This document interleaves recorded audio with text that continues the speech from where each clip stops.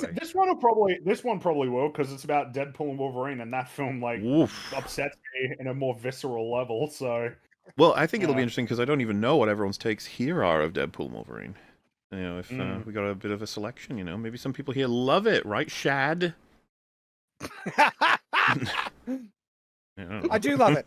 I just also think the writing is absolute dog crap, and it was really, really dumb. But I laughed. Well, it may interest you to know this was a very controversial video released by HiTop. He put it out to his audience who were not happy with it.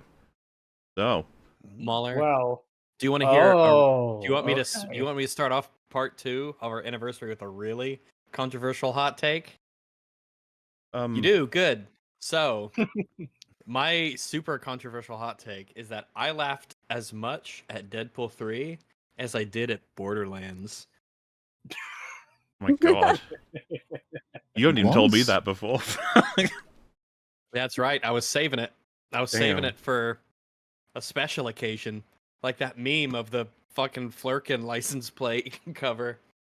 You're I was just saving that for a rainy day. one grenade or per stream, an huh? anniversary. That's right. Oh wow, how about that? I suppose you know, that's just yeah, you just didn't find it that funny, or you found Borderlands exceptionally funny. I found neither of them funny. Yeah, I figured that was the case. So anyway, let's I will say, before we even start, the title is fascinating. The multiverse killed Deadpool and Wolverine, to which I would say, wait, I remember you liked Doctor Strange and the Multiverse of Madness, so something has changed in the last couple of years about our perspective on our well, remember, multiverse story. We covered his video called "We Killed the Multiverse," right? Yeah, we. You know You what? and I together, we did this. You know, We I did like this. that title because it implies that I deserve credit for that. And you know what? I'll take it. I will gladly kill. I'll Not do in the it again context that and he again. meant it. Wasn't it like Yeah, but by rewrite history. promoting Well, I and remember encouraging that it this was, format, we've killed stories or whatever. Which is like, I well, guess the maybe thing you is did. that in a certain sense, there was a level of consistency, because as I remember it, the broad takeaway is Spider-Man No Way Home, that sucks. Multiverse of Madness, you know, it got held back a little bit by the multiverse stuff, you know? Like, it was, otherwise, it had a lot going for it. I think he hedged his bets do. with No Way Home. Didn't he say, like, the Toby stuff is both good and bad?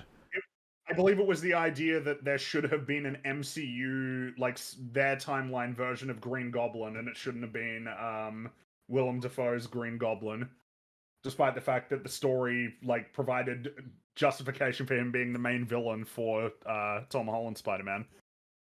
Also, for Tia in chat, you should be asleep. Yeah. Bastard. Yeah, isn't it like 5 a.m. or something? Oh, maybe he's getting up really early because they're weird over there. I'd like to defend myself just a little bit from a comment in chat who said, I can't believe Rags would laugh at Clappy shitting bullets. In my defense, I did not laugh at that. That was not funny. Why is the assumption that you laughed at that joke specifically? That is odd. That's the one that they would go to. Who can say? And laugh is a very strong word for what I did. I think I went, huh. Oh, it was at the beginning when Claptrap was, he was holding up the photo or the whatever, and he was saying scanning, scanning, scanning, scanning. And then Lilith, right? Kate Blanchett asks, do you have to say scanning while you're doing that?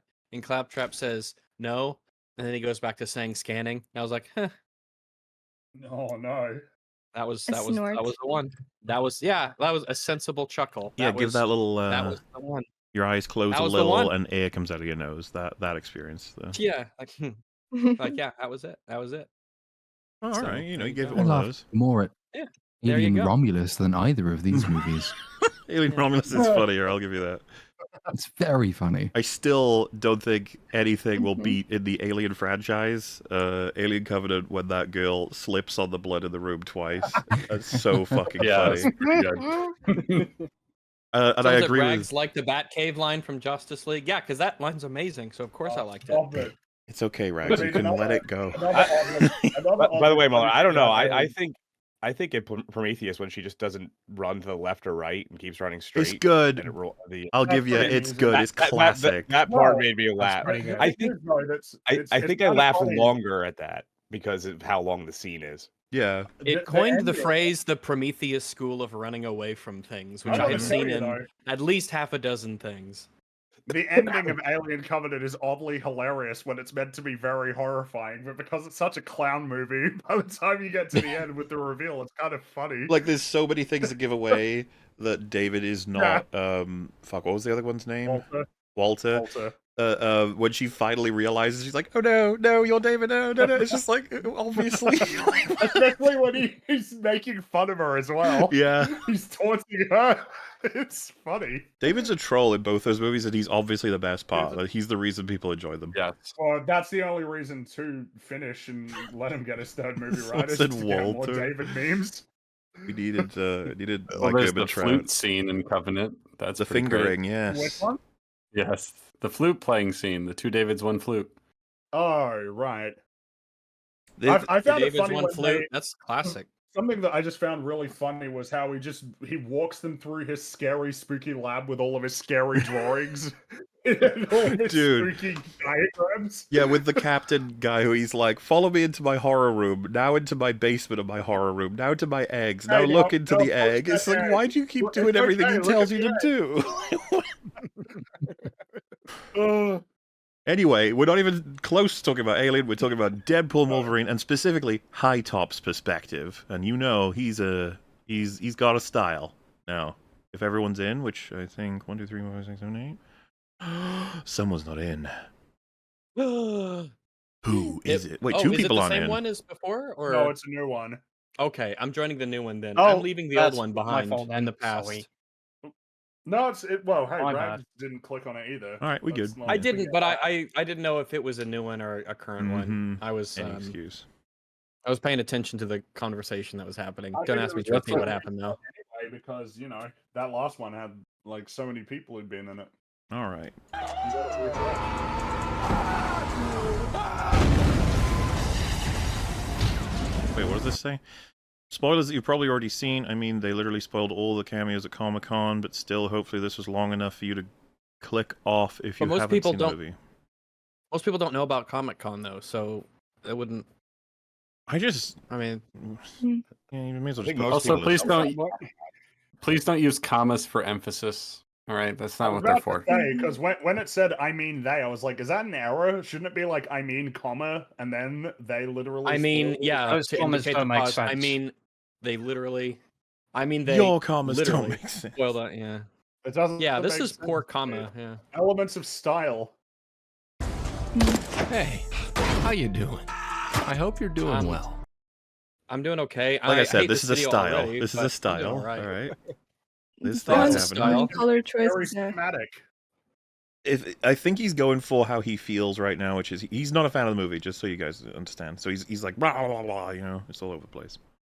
Now I know what you're thinking. I know what you're gonna say. Look at old high-top views are down films, hating on a modern MCU classic yet again for God, the clicks. sound We're gonna effects. give you the benefit, HiTop, of believing this is genuine. Go right ahead. Tell us how you feel. And you're damn fucking right. I'm gonna milk this cow. Oh. Well, Well, he told you. I'm sorry. I made a mistake. That's fine. As much as Deadpool 3 milks He's the earning it. shattered Good on him. remains of a studio merger that cost tens of thousands of people their jobs. But all ass covering aside, you might be shocked to find out that I'm a huge fan of Deadpool 1 and 2, genuinely. I think we as a culture undermine those two movies as just forgettable, annoying Oh dick my jokes god! for 14. I agree. I like them Wow. a whole We bunch do myself. We do undervalue Okay. those films. They are seen as Indeed. silly nonsense, when in fact there's more to them than silly nonsense, though I like the silly nonsense in them as well. Yep. You can easily When in re- undermine. Like I feel like the entire culture isn't undermining those films. Undervalue is probably fair. Underappreciating. Yeah. Underappreciating, sure. Undermining might be a bit not the right word. Oh, Yeah, you they're know not what? like actively going out of their Look, way I to say. partially agree. Then we've drawn it back to a partial agreement, but poor choice of words. Not shaking What's hands, being shaking undermined fingers. is like the Fallout games are being undermined. Yes. I get it. reality, they are heartfelt and sincere, passionate superhero movies with a lot of annoying dick jokes aimed at 14-year-olds. Wade Wilson has always been an interesting character to watch, even if the jokes don't. I know it's been said so many times. Yes. Still the way that he talks. Yeah. The wounded animal Yeah, thing. it'll forever be a I'm part of so his style, I guess. vulnerable and artistic.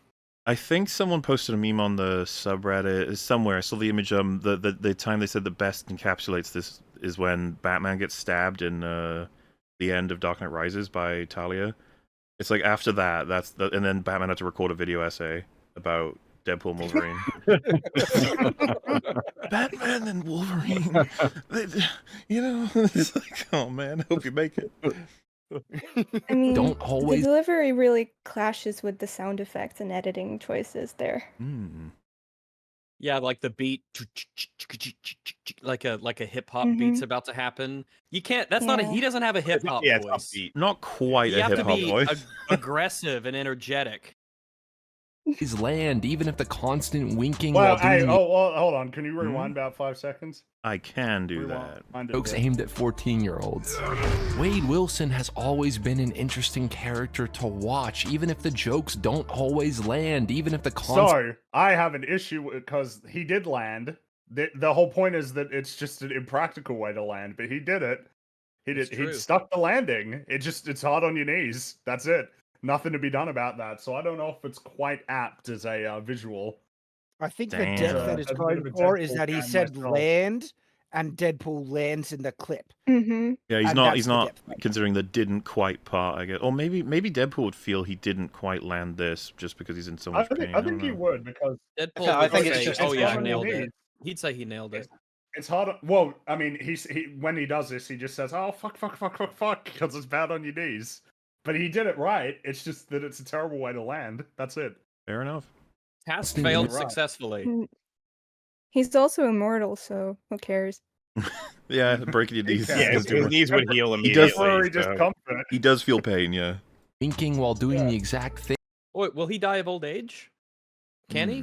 Or I assume not. Deadpool's whole thing is he's basically living cancer, so that doesn't really help with the question at all. Yeah. People with cancer. Well, die. I'm saying like cancer doesn't just die because it exists for a long time. So that would be. Well, there are biological processes behind dying of old age. It's not like So I was wondering if he could get if he'd get old, but he would just regenerate, or I don't know. So. Thing he's making fun of gets kind of old. But to me, Wade and Ryan Reynolds' always dedicated and passionate performance is palpable and contagiously empathetic enough to keep me on board. When I first heard they were bringing old Hugh Jackman back, all I could do was roll my eyes. I mean, come on, it felt like the most creatively bankrupt thing you could do. It felt like the most disingenuous way to make $1 billion, whereas the first two Deadpool films got by, survived, and thrived because of how genuine they felt in spite of the constant kamikaze of cynical jokes about the state of superhero stories. Oh, cynical jokes. I don't think I agree with that. Not cynical jokes necessarily. I don't know if I describe the jokes in the Deadpool movies as cynical. Some of them are kind of mean, but I'd say it's earnest at what it itself is trying to be. The first two. I would also argue the return of Hugh Jackman to me was not like I didn't roll my eyes in the sense that I was like, "There's no way this could be good." It's like, no, they could make something really good here. I think the problem is that I would feel more cynical about it if it wasn't. It's clearly something that they wanted to do. It doesn't just strike me as, well, this is what the algorithm says is the optimal move to make money, even though it is. It's a Deadpool and Wolverine as a team up is something that's very appealing. Yeah. And then knowing they're friends in real life means that it feels very much like a real possibility as well as. And also that it was kind of a thing that they were teasing, Deadpool opens up with making fun of Wolverine straight away, so it's kind of like a thing that's been building for a while. There's no reason why it has to be cynical that Wolverine was going to be in a Deadpool movie, even if it was going to be Hugh Jackman after Logan. Well, I mean, the solution is, of course, a different Hugh Jackman. He definitely used cynical incorrectly. Haven't Hugh Jackman and Ryan Reynolds been friends for a long time? Yes. It doesn't strike me as just like a marketing ploy. No, it didn't strike me that way. I don't think anybody would take it that way. Ryan Reynolds fought so hard to get the first Deadpool movie made. It's clear he has a passion. It's not just about hitting, like you said, algorithmic stuff. He wanted it to be a thing, and he wanted this to be a thing. So I never get the sense that it was like that. Also, probably he was butthurt about Wolverine stuff, so he wanted to fix it with Wolverine. Wait, Hugh Jackman? Back. I mean, in the he is in the movie, right? In the Wolverine, and the bad one. Oh, so you're I think what Origins. you're saying X-Men Oh, Origins Wolverine wanted to fix that. Yeah, I mean, well, that Yeah. goes without I saying. think he was pretty butthurt about it, so this is him trying to fix it. yeah, and to be fair, Rewrite I the would be history, butthurt too probably. if I went, because that was a Yeah, horrible rendition of Yeah. Deadpool in that movie. The mark with the Then- mouth. They removed the mouth. I heard the storytellers behind the movie talk about the movie, and I was sold on the bromance of Ryan and Hugh, sold on the clear admiration and love they clearly have for these characters, and I thought, okay, even if this is, from a business perspective, from a story perspective, the most predictable and safe way to make the mouse a few $billion fatter, at least it would be some charm and cheese. Few Maybe billion? it would maintain. What was that? I said a few billion. That's a that's a tall task. to Quite make optimistic. A A few few Yeah. $1 billion, yeah. billion. But $1 billion, yeah, that's a pretty safe guess. The heart and the soul of the first two movies and give us that fun buddy cop comedy that masqueraded the horribly bleak reality of It how this should have film been came. 3 of them. Cable should have been in it. God damn it. I mean, And- not in this version of the movie because it would have been terrible, but in the I mean, ideal version, it should have been Cable too. Well, they had kind of already scratched that itch though. No. With the No. cable Deadpool. No, no, Oh. It's look, it's not true. I can understand wanting to focus hardcore on just Deadpool and Wolverine. I get that. But I think the perfect version is going to have to be a sequel that respects Deadpool 1 and 2, which means you're going to have to bring in a few characters. What's her name? Zazie Beetz apparently didn't even get asked if she was coming in or coming back. Domino, yeah. And she said she was interested Well- too, because she likes playing domino. I was like, why? How did this happen, guys? No room for those characters. No room for the characters that were part of the films when they weren't guaranteed to be successful, and Yeah, then and actually then- had to be successful on their own terms. Colossus would have been perfect. He just would have been Yeah. fun throughout the whole thing, especially with the history he has in Deadpool 1 and 2. And then, yeah, of course, Cable. There's so much to work in with them as a team. But instead, of course, we bring in Blade Electra and Gambit, who barely get anything, you know? Like, Yeah, but it's just What are sort you of talking there. about? Gambit was going to make a name for himself. I guess so. There was that. There was totally a place to have those characters in, and it's really sad because the movie kind of goes out of its way to not have them in it, and it totally has space for them. This movie wastes so much time in the wasteland, like it's Yeah. embarrassing. I mean, all the time they spend on I- Nice Pool. Like, it's not funny enough to take that much room. Yeah. What I would say is the characters that they shouldn't have, if they were unable to secure the actor who actually played the character, that character should not have made a cameo because there was way too many of those throughout the film. There was, some of them were passable at a first glance, like obviously ones like Azazel and stuff because they have makeup on. But then there was ones where they zoom in and you're like, that's clearly not the same person. Yeah. And those ones should have just been discarded and brought in these ones that we're talking about right now, and that would have been better. Came to be a studio merger that allows all of us fanboys to get shittier versions of the wonderful innocent childhood fantasies we once had. man, I get so tired of like how much of the talk about Fox is, oh yeah, X-Men. It's like, dude, they pay like $70 billion. Like, it's way beyond the scope of X-Men. I don't know why that keeps being like the thing that people focus on as part of like the Disney Fox. It's not even a merger; it's an acquisition. Oh yeah, well no, you can get like crappier versions of a handful of comic book characters, as if that was what encompassed the scope of that acquisition. I don't know, it just annoys me. No, yeah, you're right.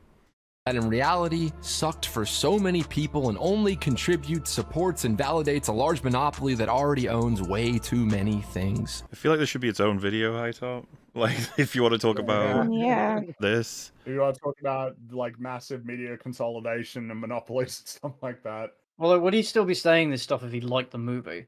Yeah, Yeah, I guess so, which would be I think that- weird. But Honestly, you could spin this into either kind of video because this is a universal thing that the properties are being hoarded. Sure.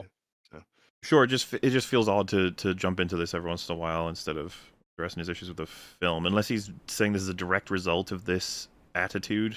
But you have to thread feel that a like- bit better. I mean, I haven't seen a lot of his videos, but I get the idea that he probably repeats this a lot, which is kind of like, why? I can only imagine what the accountant looking at this business model.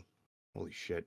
Like, I mean, there would have been a Deadpool 3 regardless of whether Fox got acquired, because Deadpool Yeah. movies made a lot of money. So I don't even know why we're pretending that this spawned from that. Yet, I had hope. And perhaps that hope was misplaced, because underneath all the passion that Ryan Reynolds continues to bring, underneath all the glimpses of our fantasies come true, underneath Wolverine... There's always 3. Yeah, always. Just to be clear, in case anyone doesn't know what we're Reliable. talking about, it's when he does this sort of impassioned thing where you'll start to you'll clearly notice the start of it. Hang on. Perhaps that hope was misplaced, because underneath all the Because underneath all the, he's gonna do underneath all the underneath all of the like for some reason. It came up, didn't it come up at really early EFAP? The writing in threes. There's some kind of recommendation that you always do that. It sounds the best. Yeah, there's a rule of threes.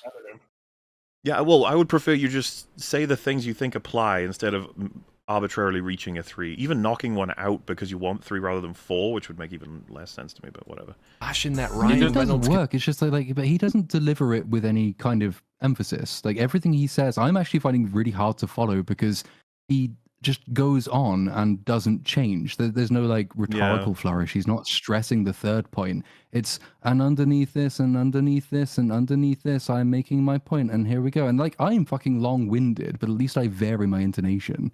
He always tell when sounds it's passionately emphatic. upset. That's how he's his It's voice. very difficult to tell when its sentences end. It's not the same as the movie Bob problem where it's No. literally because the sentences are fucking long. In this case, it's hard to tell when a sentence ends and a new one begins. continues to bring, underneath all the glimpses of our fantasies come true, underneath Wolverine's comic accurate action figure cowl, is a movie that actively, despite trying so hard not to be, represents everything that is fundamentally, for a lack of a better word, fucked. Damn. Fucked? Oh, Well, I guess that's the intro. Hopefully, we'll start getting to the arguments. is it? I don't Is know. it the intro? About the state of modern blockbuster storytelling. This ain't gonna be a video about how Marvel ruined Deadpool, or how being in the MCU took the charm out of these characters, or how Even Sean though Lee I mean, even though both of those things are accurate. I would argue this. Levy lost the sauce to the corporate machine. None of that shit happened. Wait, did Sean Levy ever have, or Levy ever have Did he lose sauce? the sauce, or yeah, did he ever have it? What's his sauciest movie? I don't even know Dude, what else I he don't did even besides- know. Like honestly, Come what on. would count? Like night at the museum doesn't seem like it reaches that that threshold, you know? Okay, but what about, what's the one with Ryan Reynolds? What did he not? Am I mixing someone? Because Oh, you're forgetting 2003's Free Guy? Cheaper by the Free Dozen. Guy, yeah. Oh yes, that's right. Oh And man, he did and the Pink he did Panther the- remake. He Ew. did do the Pink Panther, yeah. Oh, and he did Real Steel as well, which people kind of like, but can't, I don't know. They don't. It's fun, don't- but it's not good. Well, yeah, it's just it doesn't seem to be a film that inspires like a huge amount of like, ooh, yeah. It's kind of- Perhaps Real Steel is Yeah. the most sauce that he ever had. Who knows? Man, he did Also, he did like- all 3 of the Night at the Museum films. Wow. And those are Date all Night- studio. Date Night was pretty funny. Those are all studio movies, and he's like, "Oh, well, since he joined the MCU, he's lost his sauce to the corporate machine." It's, what the fuck are you talking about, HiTop? This corporate machine He is much wasn't- more machiney than the other corporate machines. Oh, that's true. I didn't think about it like that. I remember thinking Big Fat Liar was fun. Apparently he did that. Well, I mean, I do like the Night at the Museum. Yeah. I was about to say movies, but like I only really remember the first one. Happened. This is gonna be Date Night was vi- pretty fun. There you go. Such a Yeah, weird that was not choice. bad. how the multiversal Marvel storytelling actively works against every single genuinely interesting idea, concept, and character arc of the movie. It doesn't have to though, which is the important part. It And doesn't you gotta just start- because it's a multiverse story doesn't mean that it has to work against developing characters. If he was a friend of mine and had said, "This is my video, can you give me some feedback?" I'd be like, "You better start getting some arguments soon. You're gonna lose. The audience is very much Oh, against yeah, you on this Theo one." was here. Theo would be losing his mind. Oh, Theo would be Has losing his he mind, proposed- absolutely. Has he proposed two premises now in the video, where originally is like it's going to be a video that's based on what general Hollywood is fundamentally effed in the way they make films, but now is going to be wrapping it up with it's in relation to the multiversal, inclusion in that. To me, those are two separate things. Oh, I see what you're saying. So Like, I'm wondering which... is he blaming the multiverse, or is he blaming the studio, or is it both in this case? Yeah, like I'm getting confused as to his primary kind of subject now, because he's essentially introduced two. So I guess see which what one he we know is focuses he on. thinks it's fucked. We're just looking for the whys. Movie has. During the climax of Deadpool and Wolverine, Wade Wilson jokes that we are sick of the multiverse shit. Jokes about how the idea was fun, but it did not work and it's time to wrap it up. Wade was right. Why do you... But you... Didn't he like get a But you. But you... Okay, maybe I'll just take it for what it is. He, at this point, believes in that. He believes that the multiverse has fucked everything up. I mean, the thing is, what we've always warned about, and this applies to time travel with multiverse, and to an extent the next step down is like resurrections. You just need to be a very talented writer to balance it, to corner it off so it doesn't explode. And you could have done that, but a lot of these films fail miserably in every last multiversal mechanic they have. Didn't have to be that way. Absolutely, because like time travel, multiverse stuff, you can make good, consistent, interesting stories with, playing with these ideas. But you're exactly right. It takes a bit of talent and ability to do it well, because there are inherent problems that can arise when you're dealing with this stuff, especially with the subversion of certain stakes and getting people invested. So I dislike when people say never do multiverse stuff. It's like, no, just do it right, is my kind of view on it. Yeah. Except he should have said it before they started filming. I once made an overdramatic video called We Killed the Multiverse. I remember. It was funny. I like how he's got the text of the title over the text on the of the thumbnail. We killed the multiverse. We did this. Ugh. We did this. That is really hard to read. I didn't even notice that. That's a choice. This is an overdramatic video on how the multiverse killed Deadpool and Wolverine. Telling people it's over dramatic is not going to make them not angry at you if they disagree with you. By the way, No, it's not an effective strat. I'm trying to track these murders. So we killed the multiverse, and then the multiverse killed Deadpool and Wolverine. So they must. Do we travel backward? And did the multiverse travel back? No. How did? I don't think so. Did we kill Deadpool and Wolverine by Are they, extension? is he saying Yeah, that we we were did that? Oh responsible my for that? god. I mean, I'm happy to have done it, but I just want to know if I have. But before we get into it, you ever try Googling yourself? I'm sure you have. You Google my dumbass, Oh and one my of the first God. links that pops up Nope, outside the I hate never pages do. that I fall asleep to every night. Oh god, dude. This Dude. screams Scrappy. insecurity. This screams Boogie? insecurity, but all right, you put it in your video if you want Dude, to. why did you put that in your... It's not even just in the video, it's in the ad. Dude. The hate pages. The hate pages that I fall I asleep looked away to. for a minute and I thought we were Oh. talking about Boogie again. That's just feeding everything what those pages want now. You've given them all the acknowledgement. They're now validated in their what they do. Well You- done, well done. I want to go to those pages and support them now. In the, Am I a hate in- page? In the ad, man. Tonight is this site right here that claims to have my contact information. That's supposedly my email, my phone number that this site would be willing to give you for a small monthly fee. That ain't my email nor my real phone number, yet it's probably all out there, man, wrong or right, and these brokers will try to sell it to anyone looking to buy because these big companies can't keep our data safe. I mean, recently AT&T revealed that nearly... Okay, but That if that it's not fee your was number, great. then who cares? Also, yeah, that could just It's be a someone else's fucking number, racket. maybe. Like, we'll protect you from people finding your fake numbers. You know. You See, gotta- look, That'd we be a didn't find shame it. if someone found your information online. If you pay us money, maybe they won't find it. Yeah, that feels Yeah, like the see, same look thing, but here. now they get the whatever. Just all of their- because we couldn't find it doesn't mean someone else It can't. would just be funny if they did nothing and they were like, "Yeah, I'm pretty sure you're safe. Like, we'll keep Which an eye out." VPN do you guys think this is for? Which VPN? Oh, I think it's something else, right? Customers' call and text records have been exposed in a massive data breach, resulting in over 70 million users having their social security numbers end up on the dark web. So what can you do to protect yourself? Well, I use the sponsor of today's video, Aura. Aura is this nifty little app that will alert me if they find my phone number or any other sensitive information has been compromised. Wait, do you have to give them your stuff? So that I can... Yeah. So that then I can... So that they can find if it's been... I don't know, man. Okay. What if I just... and plus, what happens if it shows up? Do I need to get a new phone number? Or, like... What if they get hacked? Just pay them money. Oh no! You'll have to get another Aura can. 2 to protect you from the breaches of Aura 1. Well, here's the thing: is at least you're controlling the narrative. You are the one who knows who has your information now. They'll give me and you fast fraud updates if anyone tries to use that data. Bro, we found someone using your phone number on the dark web. You're like, do something about it. It's like, we'll get them. Bro.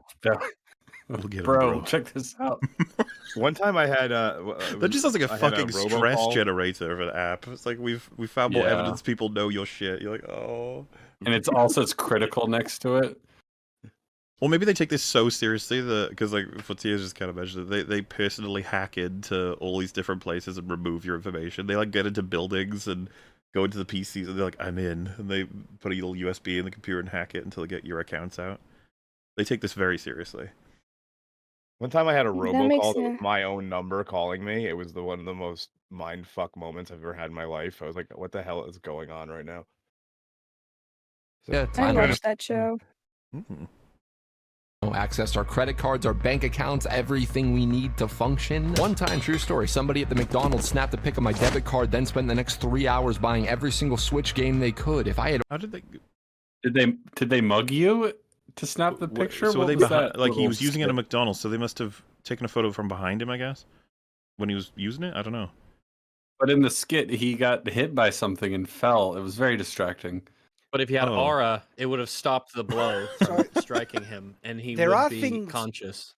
There are things that can clone credit and debit cards. Happened to me when I traveled to the US, and when we came back, so we got alerts that someone's trying to use our card to purchase things, and we had our card, so someone clearly cloned it.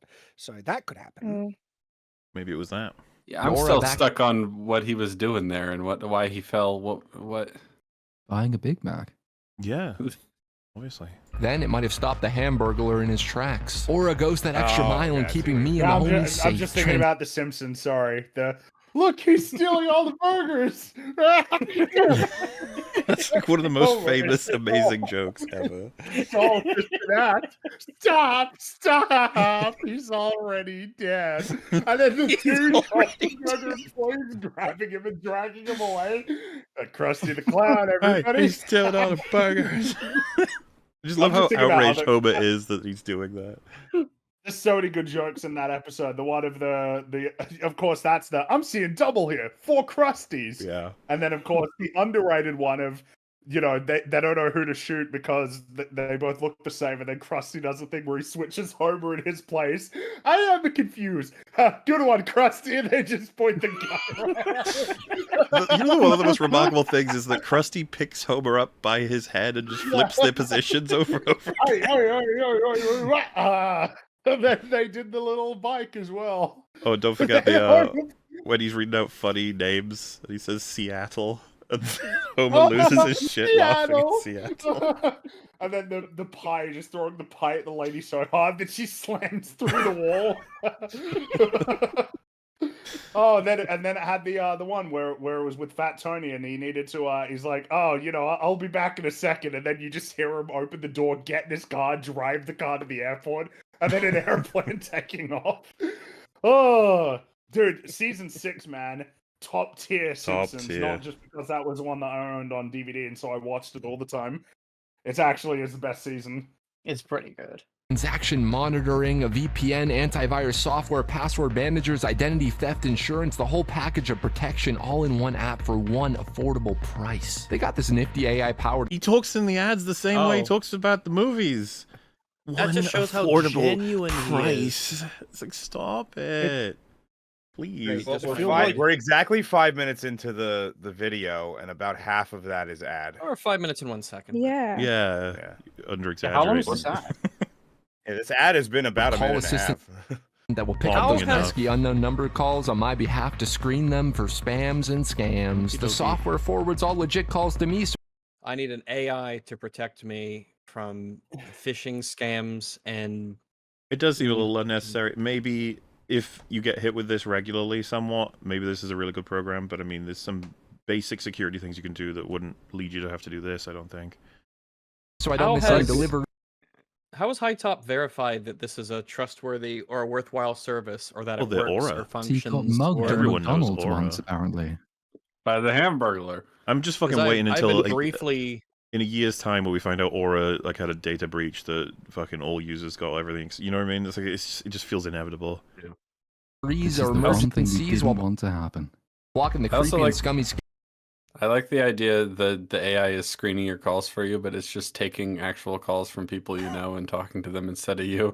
Like they just use all your Oh, information. don't and worry, pretend to be Dave. you. I already called your mother to wish her a happy birthday. Don't you Like, worry. I'd like to speak to HiTop. It's like, I'm afraid I can't do that. HiTop's Oh. busy right now. What can I do for you? Scammers and filthy fishers. Listen, I'm a paranoid guy, like a very poor and dumb version of Batman, and I ain't gonna leave. Did he hop in a dumpster for this ad?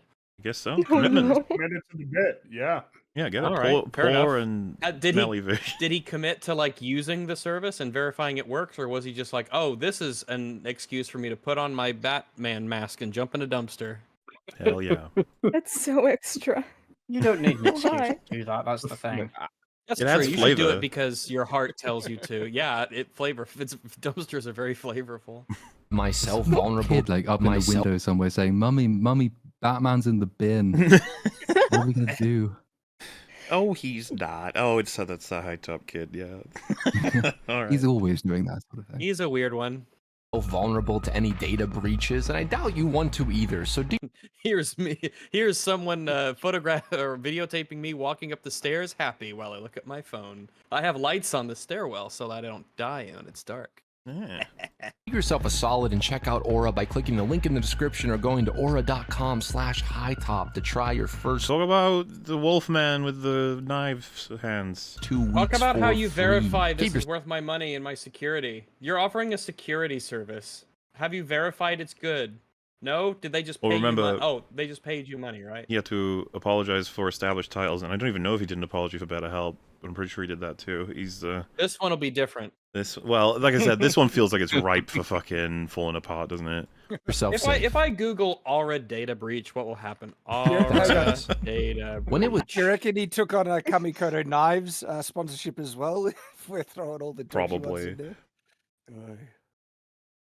announced that Sean Levy was going to direct a big budget Deadpool movie, one where Hugh Jackman was stepping back into the tank top, I only had one thought. Fuck. Fun fact, this isn't Sean's first superhero project. Birds of Prey Season 1 Episode 9, Nature of the Beast was his first. But seriously, I mean absolutely no disrespect to the man, even though after watching this video, he'll probably want to cut my tongue out and feed it to his dog. What? What are you gonna say about him?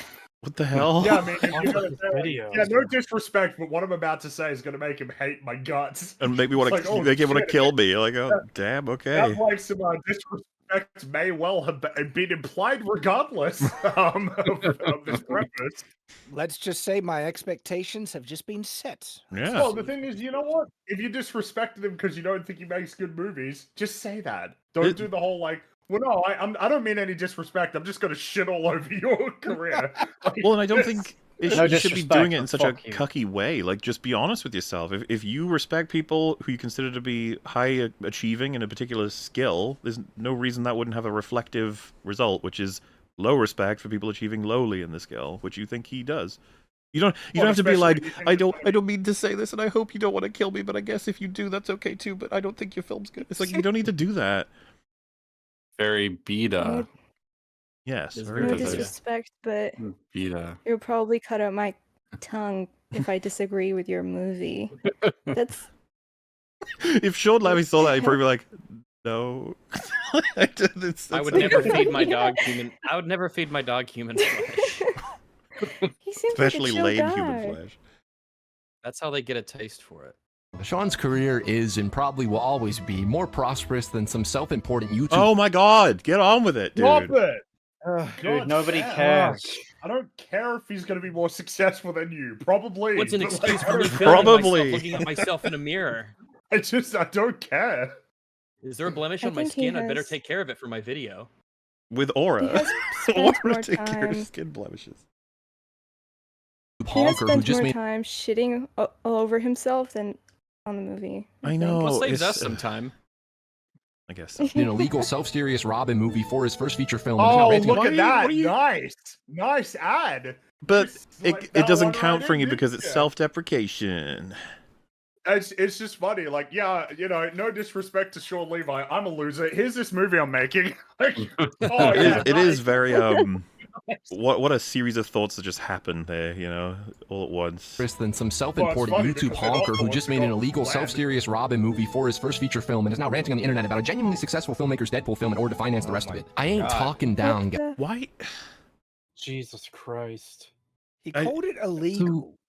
Well, technically it I'm is, right? Because he's going to be making Like money off copyright infringement, right? stealing their characters and making his own stories. Yeah, 'Cause if it is illegal and he's just admitted so, that he could has cause him trouble. screwed himself. If Has it's he ever also not taken just before. said as well, like he's only doing this to make the money to Yeah, make I the don't know rest of why the he- other thing, which kind of completely Yeah. leaves himself open to the charge that he's just doing this for like clicks. Yeah, Yeah, but he I already don't said know why you'd earlier, say right? that He had the unprompted. visual when he had the cow, right, and getting milked. So he's already admitted that that's what he's doing it for. Get some money. I'm gonna have a cow if he doesn't get to the fucking point.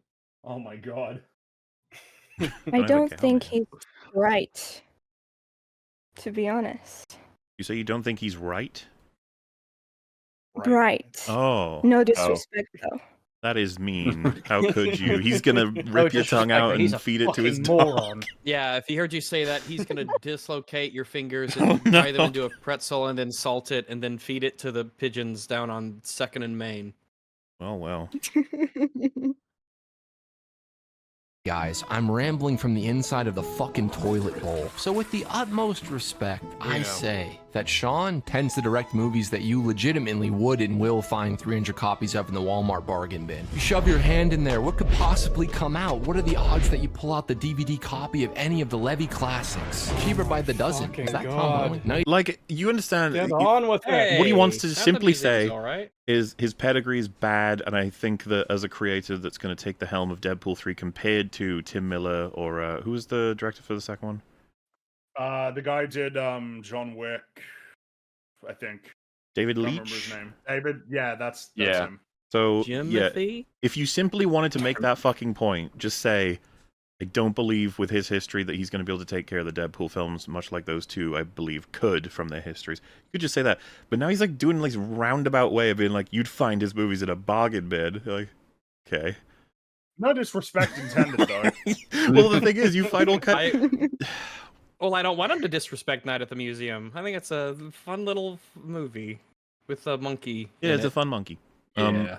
It's Also, a I fun little believe we movie. are about to lose two different people all at once. I'm so sorry. It'll be Dark Oh my Hour goodness. and Little Platoon. Off Wow. to the world of Sleepy Buys / other things. Better things, I'm sure. Like Sleepy 3 Go Bye-Bye. hours until I have to be up again. But yes, Oh. sadly. Oh dear. Sleep well. We won't be going to sleep. Thank Yeah, you very and- much. Enjoy your snooze-aloo. Take care. But yeah, thank Thank you you. I both. will jump back on Bye. if I have time later. I might be able to hop back on while you're still going, but if not, enjoy the rest of the 300 and congratulations and happy 300th anniversary. Thanks so Thank much, you, Sam. guys. We'll catch you around. See you later. Bye-bye. And of Bye. course, And to follow, I will follow suit. All the Thank things he you. just said that he can say way better than I can. So thank you for popping in, sir, and I'll catch you in the future to talk thank you for having me. about who knows what on wherever place. We'll figure it out. I think we got something penciled in, right? Yes, yes. We Excellent. all, I have everybody penciled in for the next year, so I'm good. Beautiful. Alrighty. Catch y'all later. See you, We'll dude. see you later. Have a good one. Bye. Bye. Oh, how Toodaloo. very There he wonderful. goes. God, both of them leaving at the same time. Isn't that despicable? I'll do that. Oh, You know what? What you It gotta really stop is doing this, Mola, when absolute you cunt. meet Stop doing people what? Being once they- honest? Do you think being liars is better? Is that what you're saying? Don't be mean to people, right? As Stop they leave you. advocating for lies. What are you, Not advocating for Wonder lies, Woman advocating from against Ares' business. perspective? Oh. Lies! You are a liar. Then I will destroy you. Yeah, isn't it kind of funny to include more context? Like, does she say through the power of love or some shit? And he's like, "That's crazy, lies." She says it's not about deserve; it's about what you believe, and I believe in love. Oh God. Yeah, I know, right? Can you imagine being a villain and then the hero shows up and says that to you? You're like, "Oh me. fuck, I'm gonna lose because I What is can't win going this." When on you say here? shit like that, I can't believe this. Who are they? They are not sending their best. Also, welcome Jay Longbone. All right.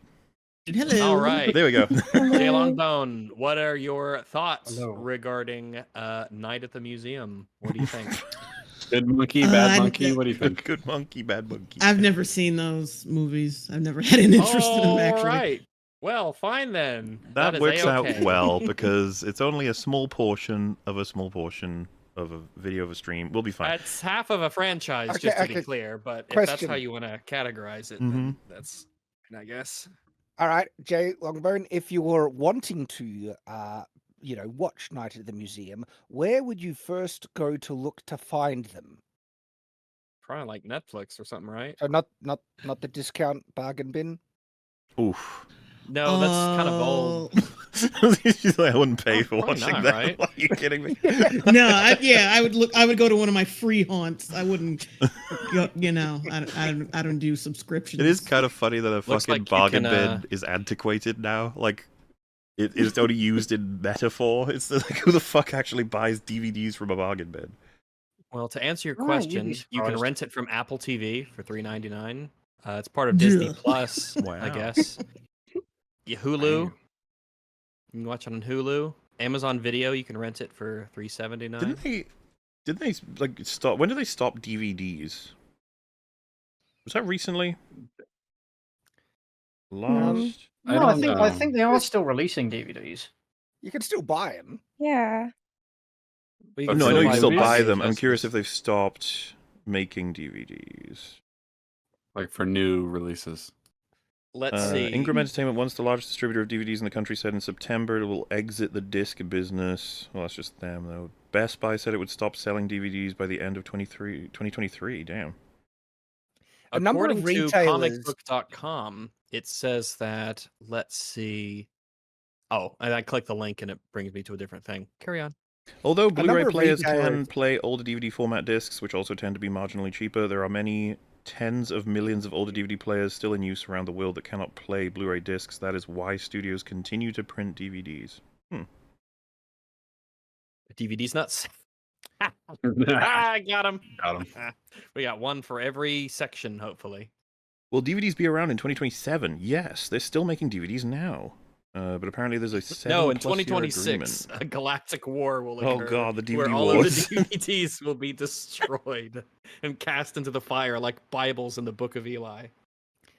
It's just not financially viable for most retailers to stock them, and so a lot of them have just given up. Because they don't, they just end up sitting there. But there's still a market for them, especially online, and so you can still absolutely buy them if you just. Yeah, well, you can still buy VHS and everything.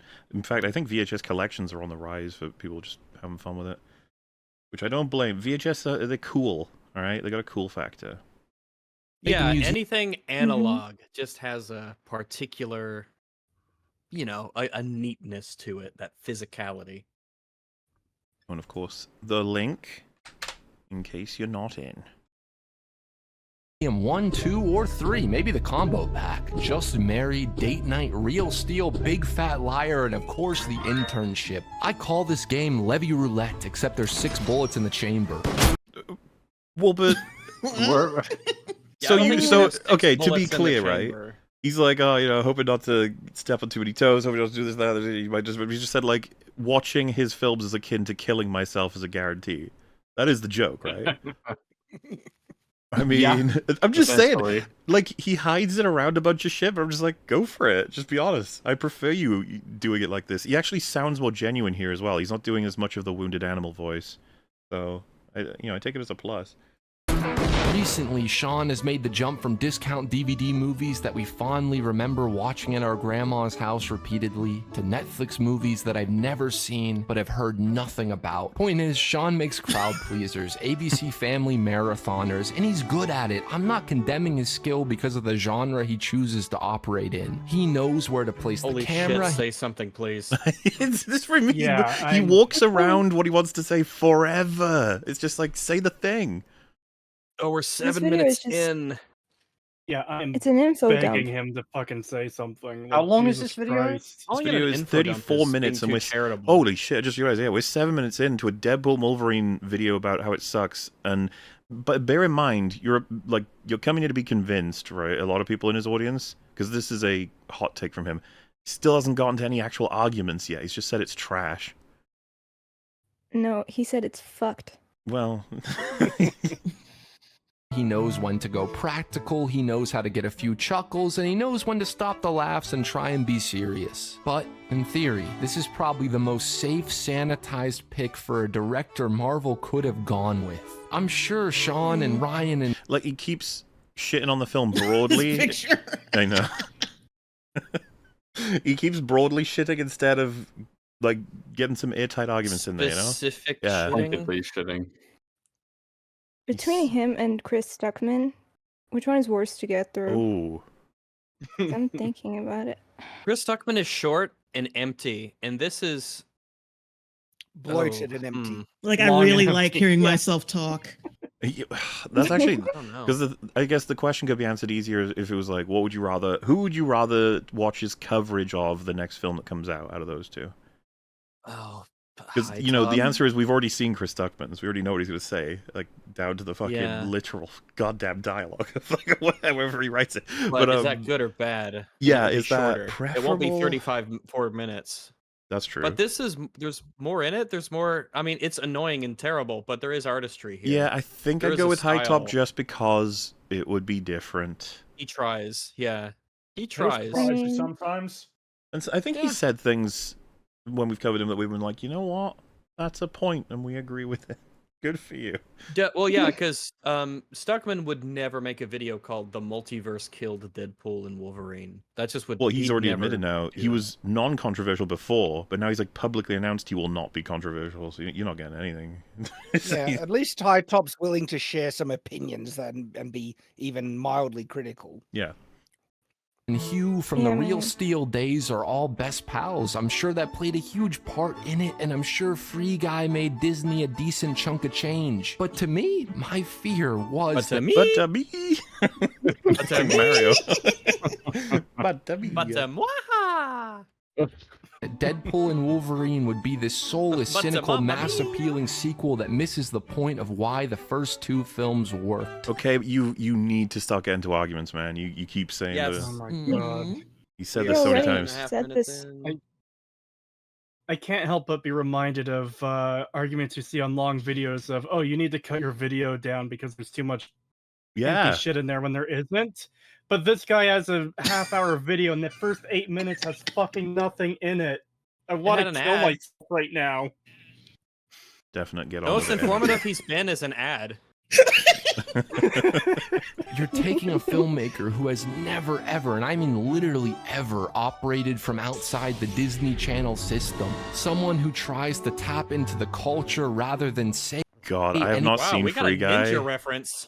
Wow. Have you not seen it? No, but I never want to with all these fucking clips. not I gonna never lie. either. Oh, the No. moments where they get all the other influencers commentary is so painful. It's actual cringe. It's just like, oh. And I think the worst one for me was when Pokemon appeared. I was like, oh, give me a break. Oh, that broke me. anything I got counter Pokemon to money. it. I And you're refuse to giving watch that it. filmmaker an absurdly large budget to make a film that He's still just yapping, man. He's not started up the actual arguments yet. It's like you gave this guy This who is what can't make films loads of money, and it's like, okay, but tell me why Oh my god. it doesn't Now work. I know what it's like. I know how Keemstar felt when Boogie started going on about his fucking health problems and his brain just zoned out and went to Happy Land. That's what's happening to me. Oh my god. This is needed it. to be, as much as humanly possible, something different. You needed someone who understood that Deadpool works best when he's outside looking in, that understood why Wolverine has always worked the best when he's not forced into any kind of genre norm. And you got a guy... Oh, that was just 2. Okay.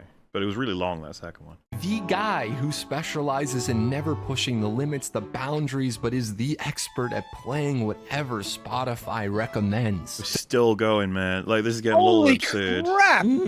He's taking so long to just say the director is kind of average. That's all he needed to say. Which, by the way, Shad, that's not important compared to how good the movie is. Because if the movie was amazing and that was still true, then this would all be fucking irrelevant, you know? Like, telling us all of this, it's like, I don't care. Just get to the movie and how it affected the movie and why the movie is bad. Yeah, I don't need a biography of the director. Even if we completely agree, I just don't... Like, you're going to lose so many people at this point, and he hasn't even gotten to the fucking film yet. Not even got to the multiverse part, which is the thing that he said killed the movie. It's not called Sean Levi being an average filmmaker killed Deadpool and Wolverine. That would be a long title. That'd be a weird title, but it would be more accurate so far. If anything, being an average filmmaker killed Deadpool and Wolverine. I've just seen how long this video is, and I want to kill myself. Yeah. So Yes. I would either move this to after the film is discussed, or just cut it entirely. Like, I don't know. Like, talking about the why once you get through what it is, like saying like this is because they chose this director and this is his history. That would be something. I don't think this is going to be particularly compelling to somebody who said, yeah, but I had fun with the movie, though. They might even say, like, yeah, I had fun with Nightmare at the Museum, too, because I'm not, like, some artsy student or something. You know, he said, you know, you needed to understand that Deadpool's about a man from the outside looking in or whatever. It's all people are going to say until you start having specific references are, yeah, that's what he did. Yeah, that's what he did. Yeah, exactly. See, because he made fun of the MCU. Yeah, that's what he did. There you go. Kind of crap. So you need to move past this point. It's just not going to be very convincing to people who like the film. Saying like, oh, Sean Levi, he kind of makes like generic movies. This is not going to win anybody over. It was not helping anything, yeah, if they thought the movie was really good. So you got to get to the movie. Quote Sean himself, "I'm not looking to make movies and shows for an audience of 7 cool kids in the corner. I build stories for populist entertainment. Deadpool and Wolverine is a film about outsiders that tries to find worth in the island of the misfit superhero properties made..." What did the cool kids quote? I was just thinking about, like, I don't make movies for 7 cool kids, I make it as populist entertainment. I don't even know what to make of that as a statement. You know? I guess it's, I mean, it reminds me a bit of, it's a much, funnily enough, it's a much more sanitized version of the Michael Bay, you know, I make films for 13-year-old boys, what a crime, that sort of thing. It's the same thing. I make a movie. I think you could take it both directions, couldn't you? On one hand, you could say, man, he admits to just making consumable crap. Or on the other hand, you could say he's looking to make movies that please as many people as he can, rather than specific. Absolutely. Snooty it reminds people. me of do you remember the George Lucas interview with what's that guy's name? The interviewer guy. Which one? It was the really long interview. This was like The I want to say interviewer guy. shortly... The guy with the nose. He's got table 2 eyes. in like a black void. No, That guy? I think it's in like his house. I think it's in like George Lucas's house. I think it was in 2015. I'm saying he's the interview guy because that's what he does. He does interviews. Yeah, That's but Well, there's a lot of those. That does not lower it down. remember that Someone interview will with the know. interview guy who does Someone will interviews? know. So, this is so reminding me of a Lano and Woodley skit. Lano and Woodley, they're comedians from Australia, and he's trying to tell the other guys, like, "Do you know the actor guy? Oh. Yeah, he's got 2 eyes, he's got a nose, and it's kind of held together in a kind of a face. You know, It was the actor guy." Charlie Rose. It was Charlie Rose. That was the one. All The right. one where Oh, I was like, kind of Charlie right. Rose He's usually in was like a black void, but yeah. It was this. Well, it wasn't in his set like that he normally would have. It looked like it was George Lucas's house. It's a weird interview. Charlie Rose is like oddly aggressive and confrontational with George. It's really weird. But I think George Lucas said something similar about the idea of like trying to make films that are ultimately going to appeal to a lot of people, and that there's like a difference. But it was something like the idea that the Academy Awards aren't like interested in films that are popular or something along those lines. And it's like you said, you can run those positively or negatively. The positive one would be you're trying to make media that will actually reach like the largest number of people. Whereas obviously the more cynical one is you're just trying to make money. outsiders that tries to find worth in the island of the misfit superhero properties made by a filmmaker whose career has been carried by playing it entirely safe. This is a long mouth vomit way of saying that my greatest fear for— When you say that, doesn't mouth fix vomit? It. Isn't all vomit It doesn't fix mouth it. vomit? I guess so. You said mouth Good vomit, question. but like That's that's some of generally the real questions. Generally, yeah. I guess you could get someone's vomit. Does it become? It's only vomit once it's come through the mouth, right? Like if you take vomit from someone from like punching their belly or whatever, that wouldn't be vomit anymore. yeah, It'd and then just be- inject it into your anus and then What? expel it. Like it would be that would be a weird thing to do, admittedly. It would be Well, that would be a Very weird thing to do, strange man. for someone to do that. It's And atypical asking the right behavior. questions. It's definitely atypical behavior, but it is theoretically Yeah, we covered up It's bases, theoretically right? possible. Deadpool Yeah. and Wolverine is that it would be this one moment from Free Guy that haunts my cerebellum like the cancer that is constantly trying to eat Wade's body. What the shit? And my fear came true somewhere. Yo, we got the same Chris Evans clip of him saying "What the shit." Ben Shapiro did that too. Oh, you're We right. got the same clip. 9 minutes. Throwback. 9 minutes in. Synchronicity. My 'Cause- dude, is that an EFAP 300 Part 1 reference? Hell I think it yes. is. Let me like this video. We have circled around the carcass of this film without taking a bite for so long. I'm sorry, what are we talking about? Deadpool I'm don't know legitimately and Wolverine. I want to understand why he hates that scene so much, because it's what, corporate pandering? Is that it? Like The Chris Evans thing. yeah. I guess it's like nothing is meaningful. Everything is Jangling a keys? yeah. Is he criticizing jangling keys? Is that it? I think it's just, the commodification of literally everything down to the last anything you could possibly draw out of anything. It'll be turned into something that's designed to just get you to have meaningless feelings on the surface that'll get you to pay money. I don't know, like some kind of like hyper corporatism in the form of he finds Chris Evans and Captain America meaningful, but now look what they've done with him. You know? Man, Yeah. I guess. I guess. my pizza never showed up. Aww. Ugh. So they said it'd probably be about 30 or so minutes. I'm like, oh, that's kind of fast, but it's pretty neat. And this was quite a while ago. And it never showed up. An hour and a half went by, didn't show up. Called them, had to wait for like 10 minutes or so for them to pick up. And then they said, yeah, we tried to call you like a couple times. You never picked up. And it's like, well, I didn't get any calls and you didn't call anything. Like, oh, sorry about that. I guess we'll give you a refund. And like, yeah, you do that. And it'll be done in a few business days. Have a good night. Like, gee, thanks. That Thanks, story Marco's Pizza. had You really a better beginning, middle, and end than this whole video has had so far. man. I was really I mean, jeez. I would call that a Greek tragedy. That didn't, you know. No, that's an American tragedy when your When your pizza that you pizza deliver doesn't doesn't show up, and you were really I was really Like, kind of looking forward to it because normally Yeah. they do pretty good ones, and I don't really order out much, but yeah, it's the anniversary and figure I'd have something delivered so I don't have to make anything. But so I here feel I that. am. I feel for you, Rax. I feel this in my soul. Like that. That hurts. I had it with they had a deal where you get like a pizza and it's whatever % off, and it was like a big one, and you could have 2 toppings. Like, oh sweet, that'll be like what I eat tonight. That'll be like lunch and dinner or whatever for tomorrow. Sweet, excellent. I need to clean out the fridge anyway for this trip that's coming up soon. And I put steak and chicken on it because like, you pick 2 toppings. I'm like, yeah, steak and chicken. Yeah, I want some dead fucking animals on that pizza. Hell yeah. And it never showed up. So, By the way, man, I'm just kinda making miffed. the pain worse. fucking, of course, the 300 part one has been hit for copyright of theme from Doctor Strange. Oh no! God damn it! I knew Ben. it. Thanks, Ben. Ben, Bastards. Daily Wire. Or in Act 2. But for the first 15 minutes, I What? believed there was a chance I was wrong. I felt like this was going to be more a sequel to the first 2 movies and less a hodgepodge of cameos and retreaded themes that were executed better 20 years ago. I thought for a small, brief, innocent moment that Deadpool and Wolverine wasn't going to just be an empty spectacle that we clap at in between our loud chewing of overpriced popcorn that we willingly choose to eat out of the mouth of a poorly made $45 plastic piece of shit.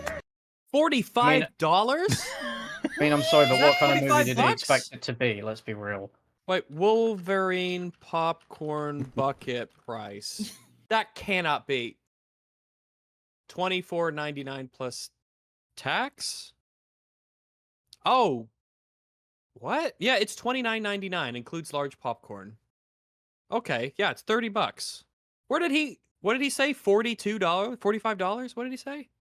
45. Where did he go where it was Okay. Where did he go where it was $45 for that thing? Holy fuckballs. He got screwed over. Sounds like another American tragedy in the making, right there. Damn, so That many. is an American tragedy. Yeah, I agree. He did it again, crap, though. He did his impassioned $45. speech, and he's not added yet. This is still just broadly, it's an empty, soulless movie, which he has said on repeat for the past, like, 10 minutes. Come on. Yeah, well, I mean... Popcorn. yeah. Those popcorn... Wait. Yeah. Hang on, it's broken on my end temporarily. Uno momento, I shall fix it. Talk amongst yourselves, but all your passions. Or not. So, anyone watch any good porn lately? No. That's not what I meant. I heard someone say the N-word. God damn it.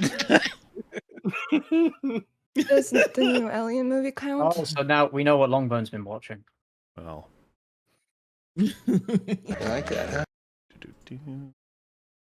Yeah, I think it's... There you go. I think I've managed to crack what's happening. It's, whenever Watch Together freezes on me, it's because Chrome is having a little memory bleed on the back end of the studio for YouTube, so I just got to refresh that, and then it allows Watch Together to work again. Easy. At least in theory. And we're good to go. I like that, huh?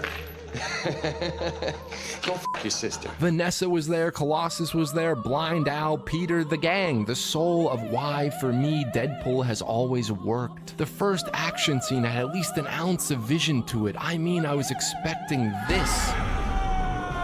He wants it to be a tragedy so much, he's even playing opera music in the background. The thing is, Gosh. if you want to make the argument you took it very seriously and you thought the meaningful stuff was stepped on, you could go that way, but this has not been the way to do it. This has been kind of embarrassing, I would say. Like, this whole sequence has been hard to follow for anybody who doesn't agree with him because it just seems so melodramatic. Remember, most people come away from the movie thinking it's a fun, non-serious thing. Watching this for 10 minutes, is it any surprise that this has not gone over well with his fans? I mean, he's acting like it's destroyed his childhood and has trauma that he's dealing with over it. Mm-hmm. I mean, it feels like his family got killed. This is the way he does this. So I was pleasantly surprised by the decent framing and choreography and the pure fuck it attitude of using Logan's skull to brutally maim these Disney agents. I was so hopeful when I thought that the main threat of the movie was going to be brand integration, was going to be the mouse begging Wade to join their MCU and him giving him a giant middle finger fuck you to the rat bastard. And for that brief while there, but even that wouldn't work because this movie exists, making the mouse lots of money. Yeah, why would you yeah, expect that? It's just, yeah, that would still be them being like, oh, I'm not going to do the thing as you do the thing. I'm not going to generate the mouse money as it makes it $1 billion. Like, also, the fucking music, man. Yeah. Yeah, This is Argent. This is a very strange choice. It is super distracting. I know it's opera, but super distracting to have some woman screeching in the background as he's talking. Hold up. Let me see. Who am I gonna pick? Let's go with Nutsa. All right. What is your favorite opera and why? Are you a Rigoletto kind of lady, or a Marriage of Figaro, or are you like more Magic Flute? You can't call him that anymore. All right. I got an answer. The opera sequence in The Fifth Element. Oh yeah, Okay. yeah. Choice.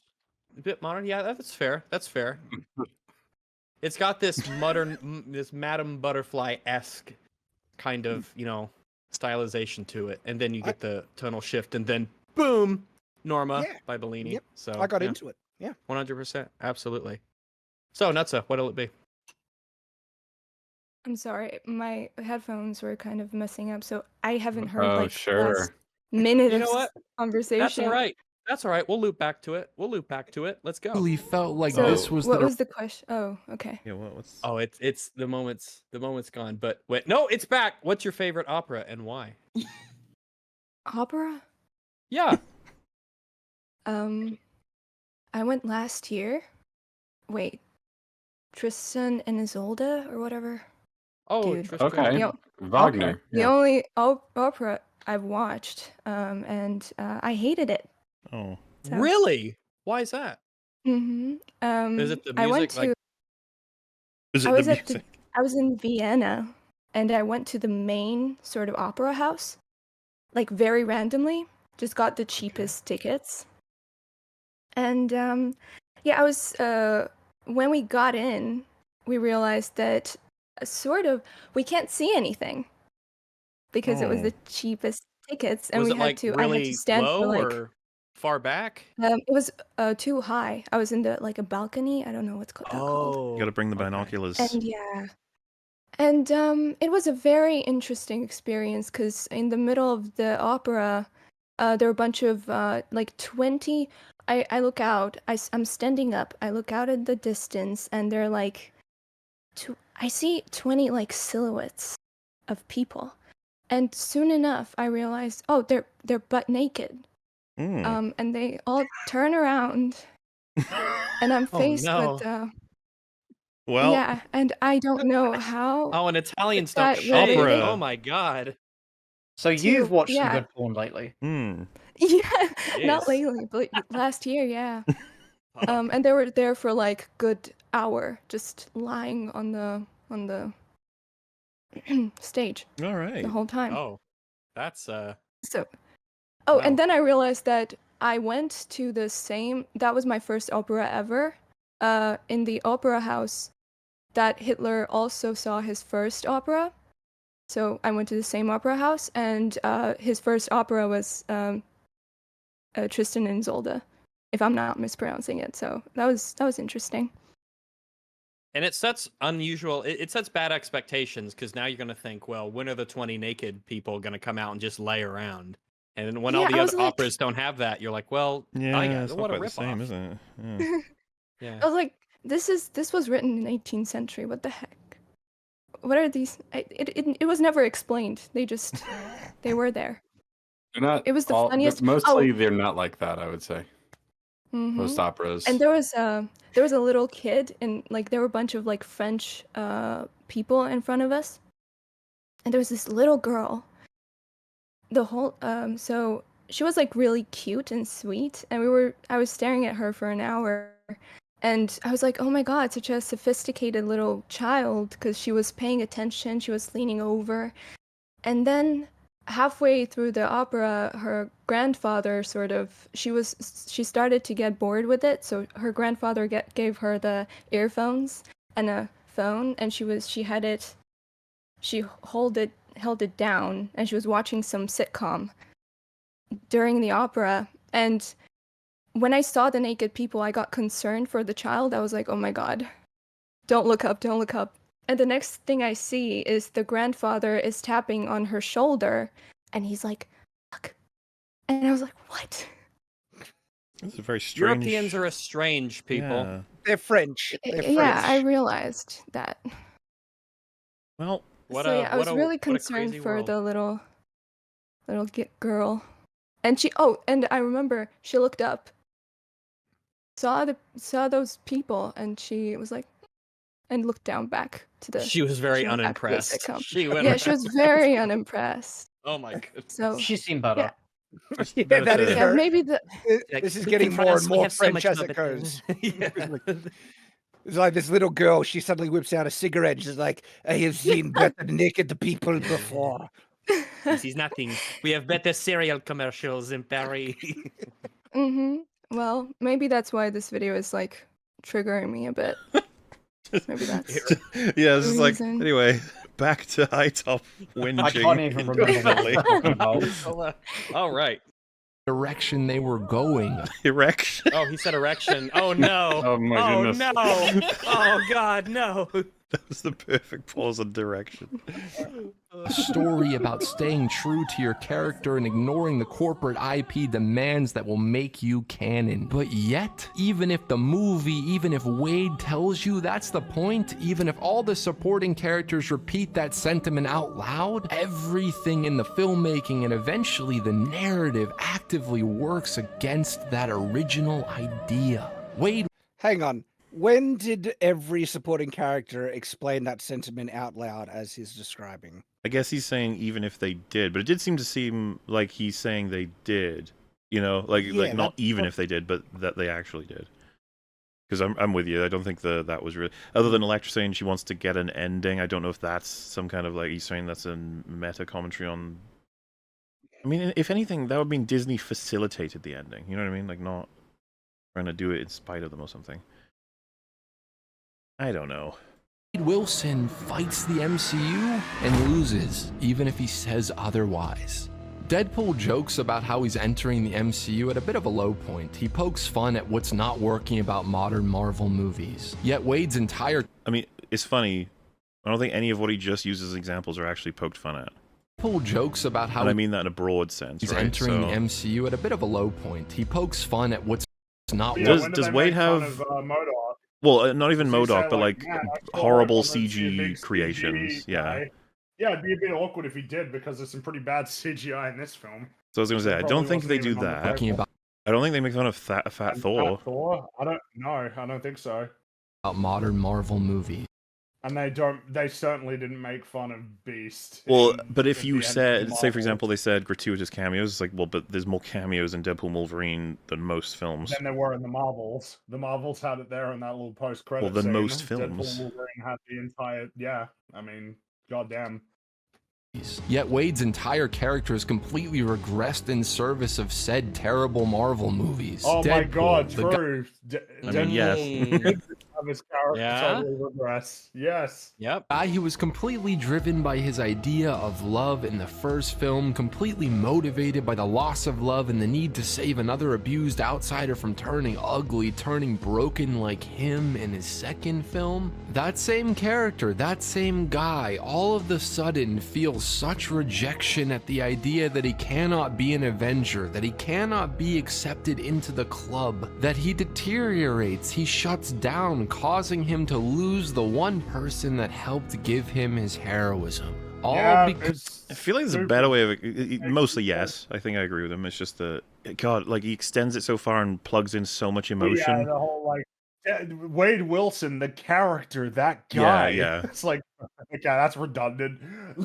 just be clear, like, yeah, he wouldn't be doing this shit. It's not like him at all. It's completely out of character, and the repercussions are he loses the girlfriend that has been so important in both movies. It's very odd. Yeah, because making it super duper dramatic is like, because people will be like, I almost feel like if you say it like that, people won't even believe that what you're saying is accurate compared to if you just say, you know, Deadpool's arc in the first movie was this, Deadpool's arc in the second one was this, third one undoes it in the first minute. Instead of you might set off you'll set off people's like that, even if it's subconscious, that little like that bullshit detector with the delivery. Like, why are you priming me like this? I feel like I'm being like primed for something. I feel like you're trying to or be overly artsy.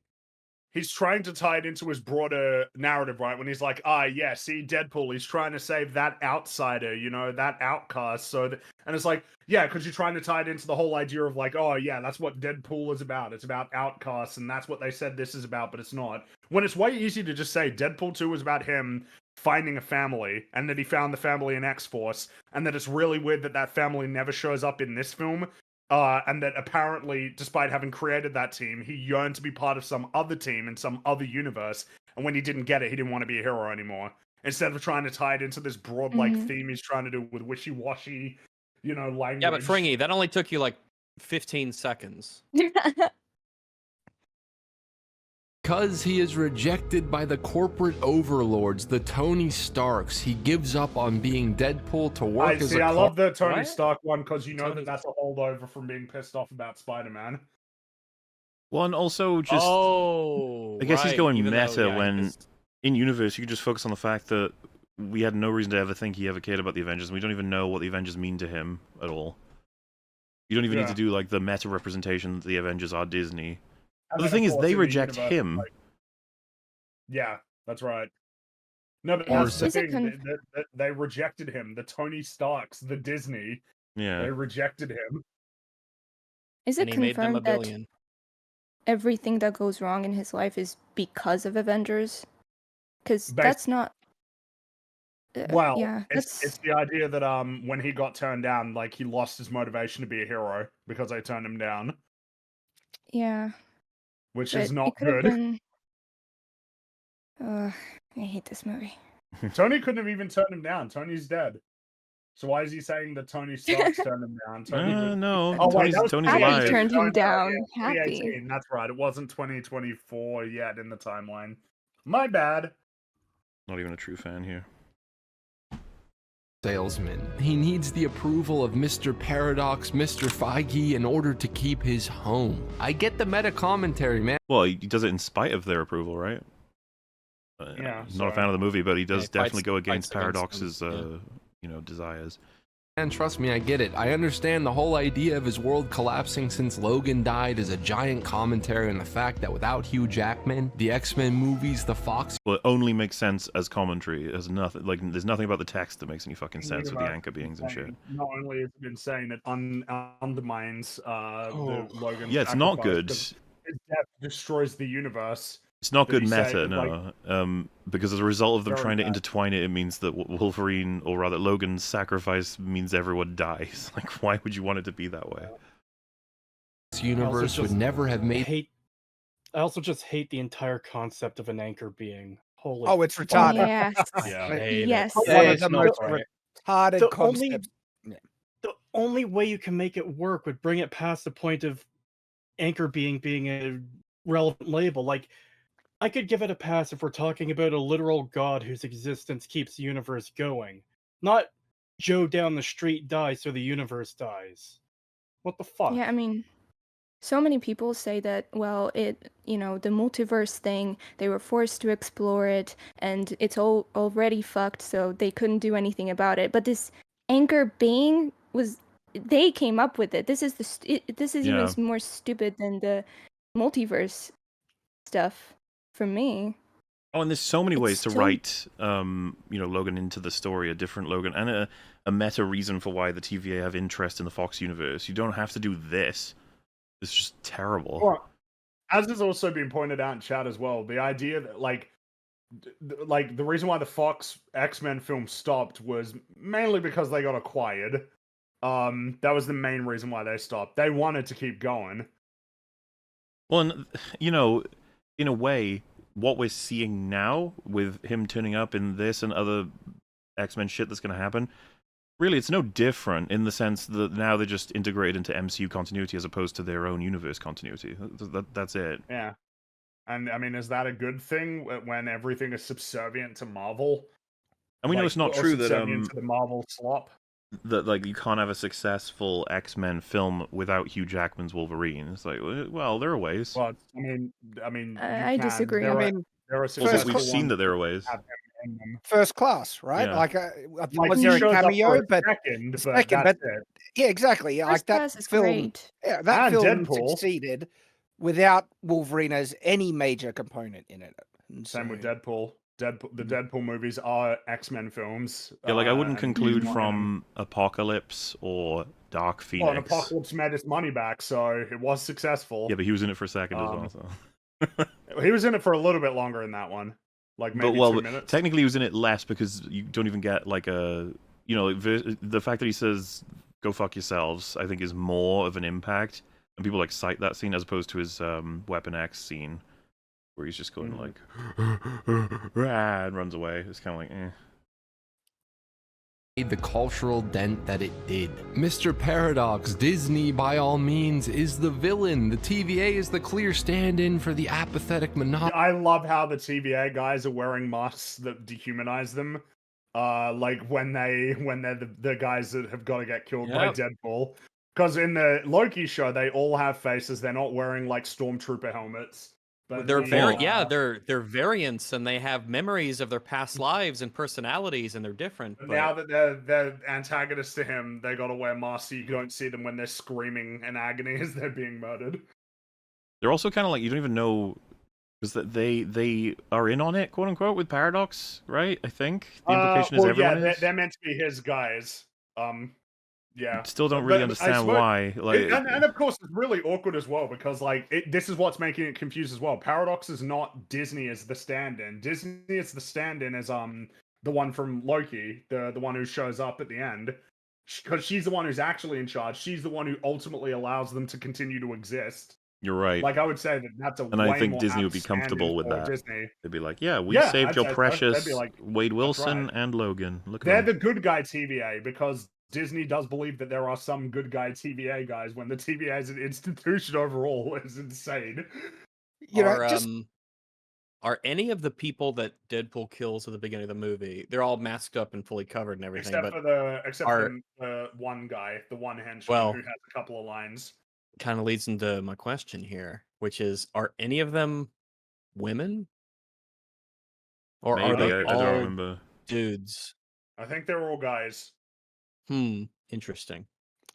You know, while we're on the topic of just like this whole TVA integration stuff, there's so many questions related to it, and I know the answer is Marvel does not give a crap about its larger continuity, which is one of the reasons why it's failing so much. But there are larger questions about the continuity and how this universe is supposed to operate in regards to the TVA. Because with this whole anchor being thing, when I first heard that, I was like, I thought Loki was in control of the timelines. Wouldn't he just have the power to preserve the timeline and keep it going? Or is he the one doing the killing? Is he letting it die? They're going to completely forget about that. They're not even going to address the fact that Loki is technically empowering the multiverse to continue. And then there was like another question that I had in regards to how this is all supposed to interconnect. And again, Marvel doesn't give a crap, right? But Multiverse of Madness, didn't it establish that if you have a person from one reality reside in another reality, that destroys that reality? Yes. Yet in Deadpool and Wolverine, they're trying to get a Wolverine from one reality to come into his reality to save it. When, hang on, according to Multiverse of Madness, that should also destroy it. They do not give a crap about consistency with these rules, and it just pisses me off. You can't get invested in any of it. They bring in the worst of the worst Wolverines and an older X-23 into a universe that has both of them already in it.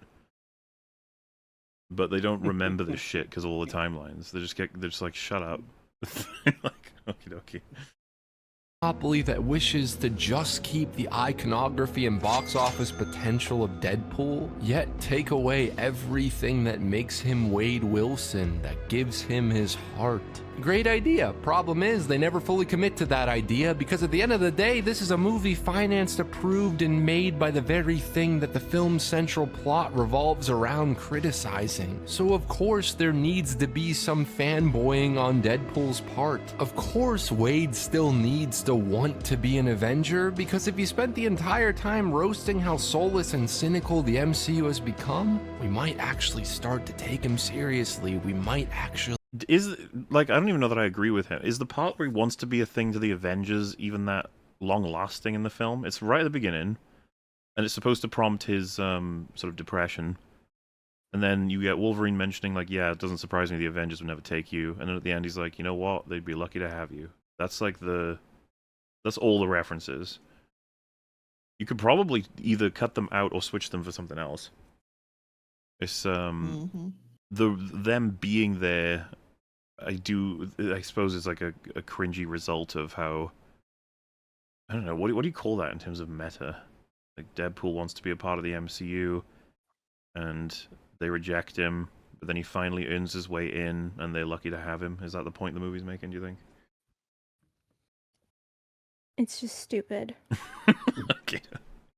Really believe it. Making him an Avengers reject is the easiest, lamest fast track to reconnect the general public to the character. Oh wow, we love Captain America, so Wade must as well. Oh wow. I mean, I don't see why Wade wouldn't like Captain America. He's a, you know what I mean? Like, I don't necessarily see a character insert shit where it's like affected by the wider audience most people like Captain America. He's a good person. I could see Wade liking him. I think Deadpool would love poking fun at him. Sure, He would but respect him, but he would poke and... fun at him a lot, I feel. Like, I would mean, be technically speaking, him language all saluting the to him time. here could be interpreted as him kind of playing with him, right? Like, if you saw him in person and did the salute, Cap would be like, at ease, or whatever, then he'd be like, no, sir. Hmm. That That sort would of be a thing. fun He'd probably- dynamic, actually. He'd view him similarly to Colossus, probably. Well, so the problem without is, the how much does he personal know? element, but- How much does he know about Captain America? And this one, I guess. Does he know about all the events of the MCU for some reason? Or does he have his own Captain America in his universe? I don't know. One's... If yeah, I he's guess a so lot of it depends affected on that. by being rejected, you would think he was the biggest fanboy of the all time. I mean, I With get all what's the being said. universes Like, that he could go to, he went to that one. His POV is being infected by the audience's general POV, but the thing is, like I said, Deadpool's a character is aware of almost everything. That's like one of his features in a meta sense, so I don't see why you wouldn't like Steve Rogers, like, you know, genuinely, but then also kind of having fun with it. We want him to be Are in the there- Avengers. Wouldn't that be so fun? Wouldn't he be so funny? So he wants that as well. Problem is, this is the guy, the character who literally said, fuck the X-Men, I'm killing this abuser in Deadpool 2. Those guys hurt you? That kid was abused. You can tell, you can always tell. We have rules. Fuck your rules. I mean, yeah, this is what I would cite for why you wouldn't join the Avengers. I mean, exactly. Well, I mean, it goes right back to the start. He didn't want to be He didn't want to be part of the X-Men. He made his own team. Yeah, exactly. He made his own team because that's what he needed to do. That was the arc that he went on. Remember when Deadpool cared? Yeah. Well, it's what HiTop's said, even in his own way, that we've lost the characteristics in favor of like this McDonald's version of Deadpool now. It's very corporate. Yeah. Dirty. This is the guy who has always played by his own rules and above all else deeply cared about his own people. The last time we saw him on screen, he had found his found family of misfits and had grown the most a character like him possibly can to be okay with being constantly fucked over. Wade in this movie essentially... The way to put it, I guess. Yeah, I wouldn't say that's exactly all like that he could grow, but He's grown In to the general, maximum he yeah. can to be okay with being constantly fucked over. It's like, that's... Alright. What I don't understand is that so many people stress the fact that Ryan Reynolds cares so much about Deadpool and his legacy and everything, but I don't get it. Someone who cares about Deadpool so much, why would he scrap the entire second movie? Like, how would he go from that to this film? There's so many heartfelt moments and characters and dynamics, and all of that is lost. How can a person who cares about any of this do that, actually? That does not make sense to me. I think it could be explained by the fact that he wanted it done, get this completed, and if it means slowly shaving out lots of different things Well, that until we ended means- up what we got with. Well, that means he's not that passionate about it after all. Yeah, no, I would have preferred he'd push back on plenty of stuff, but for all we know at this point, this is the movie he wanted. That he doesn't see any issue with this connecting to Deadpool 2, which I would find fascinating, but alright. Yeah, I mean, we don't know how much of an insightful kind of writer he is, and so it could just be he was more approaching it on a surface level. Let's make a fun movie and find the gags in it, but we don't know. He learns the exact same thing he did in Deadpool 2. How to be okay being a misfit, how to find himself a brotherhood and a loner who believes he failed his family, how to find purpose in being the one that brings the outsiders together. Only this time it has the Disney-approved sticker right on top of it. I mean, well, I'd say it's weird. Instead of these characters that were built up in these movies, we have almost stock characters that are things you recognize from other stuff rushed in to fill the roles. Yeah, it's just that it's like the Disney sticker is kind of underselling the problem. The problem is that they're not even characters. They're just it's just oh, there's Gambit, and he's about to make a name for himself here. And oh yeah, there's Elektra. She's just sort of here. They didn't. There's not a story for these characters, unlike all of the characters on screen. Mm-hmm. Even Dopender had a little story that made this happen. He did. He did. He wanted to be a hero, just like Deadpool, and you know what? That's right. He found his And way. then he ran over the bad guy with the car. That's right. So it's canon, so it matters. Deadpool can make all the jokes, roast how stale and uninvested so many audience members are these days, but when the foundation of his journey in the film starts with him... So, I really hate Professor X and MOM, especially the way that he dies. But I think one could make the argument up to before then that his appearance is more meaningful than that of Elektra, Blade, and Gambit. Because at least he gives Doctor Strange that speech that cites the fucking... Just because someone stumbles and... You know, all that? Even though when you dig deep, it's the opposite of what he should be saying. But at the very least, one can argue that he gave Doctor Strange the push that he needed, that he freed him, and that he tried to stop, you know, Scarlet Witch and died doing so. There's a way you can... Because that's how people format the participation of someone like an Elektra. They'll be like, well, you see, Elektra never got a full chance, a full set of movies to really dig into what she was all about. She got cut off, and so this movie gives her that chance. It allows her to explore that future. Well, you just said, you're like, what do you mean? She doesn't even know where she is. She got stuck here. And then Deadpool and Wolverine turn up and tell her, yeah, we escaped Cassandra's fortress. They don't even figure out how. As in, like, they ask them how was that possible, and they never explain that they jumped on a sentinel leg that just happened to be there. Because if they told them that, they'd be like, what the fuck are you talking about? And then you find out Cassandra let them go. That's what Pyro says, that she was, like, trying to play with them. So, really, the information that they escaped her is completely useless. And then eventually Elektra says, yeah, you know what, let's just go and fight. Let's just get our ending. What are you talking about? There's, like, nothing there, but if you essentially explain it very broadly, which I think if you applied to MOM, I think you could say that the appearance of Professor X, at least, is actually more meaningful. But I don't know. I find all this very distasteful. I'm willing to throw out that very aggressive word today. Sorry if that upset anybody. I'm pretty upset. Being rejected by Happy Hogan. The storytellers are kind of telling us all we need to know. You can criticize something, be the supposed outsider, but deep down, you must have that deep desire to be a part of it. You must still... Yeah, like, he needs to... I don't know why he's doing this. Just talk about how the writing sucks. Rather than like, yeah, see, this is tied into the meta of how you need to conform. That's what Disney wants. Like, this is you just gotta a sappy lose everybody. runt.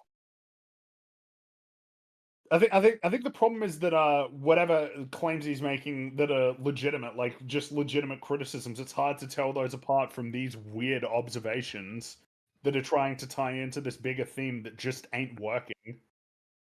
Are all of his videos so messy? Yes. Yeah. Yes. Wow.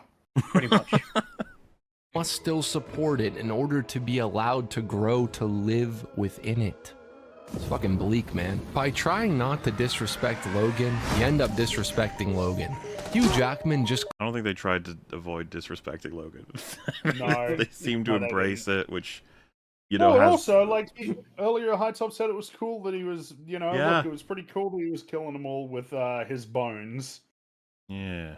clearly wanted to make a movie with his friend and get paid millions upon millions of dollars to do it. And he's good as always. He's not phoning it in, even if the script itself justifies the exact reasoning as to why there was absolutely no story left to tell with his Wolverine. Okay,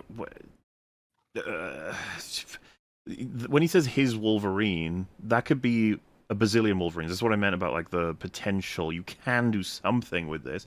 No way we're unlocking the multiverse and then saying there's absolutely no story you can tell. But I suppose if you're saying there was no more story to tell with this particular one on screen right now, it's like, well, he was dead. So, yeah. But, you know what I mean? Like, it depends on how he phrases this.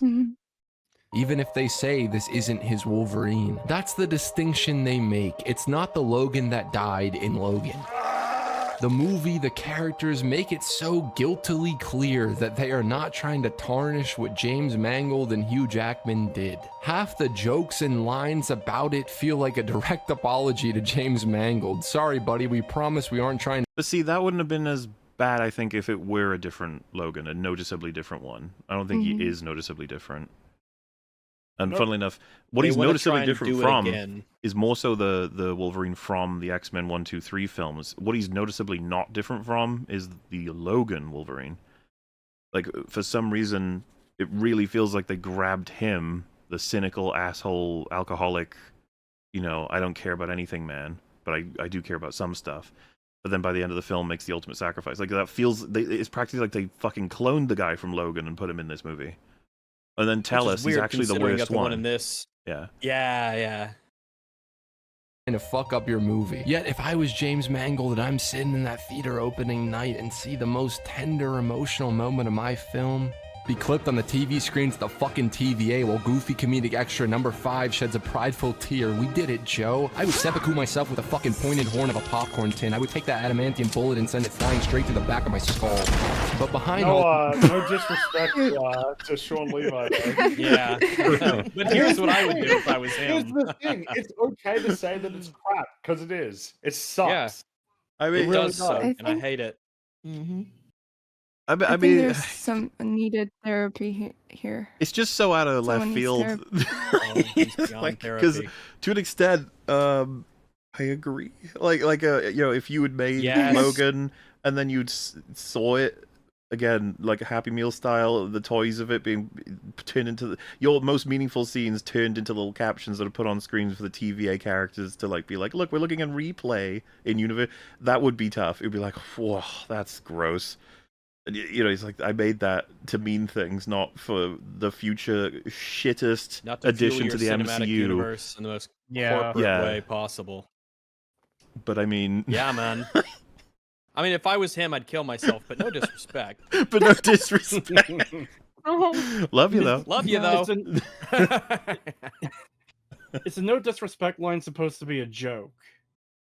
No, Or does he actually mean it? no. No, I he think means it's it. basically it is the safe thing of like I'm about to basically shit all over what you made, but like I don't want to get too much flack / I Yeah. don't want to burn bridges. Yeah, it feels- You know, Don't hate That- me for it, but I'm going to, yeah.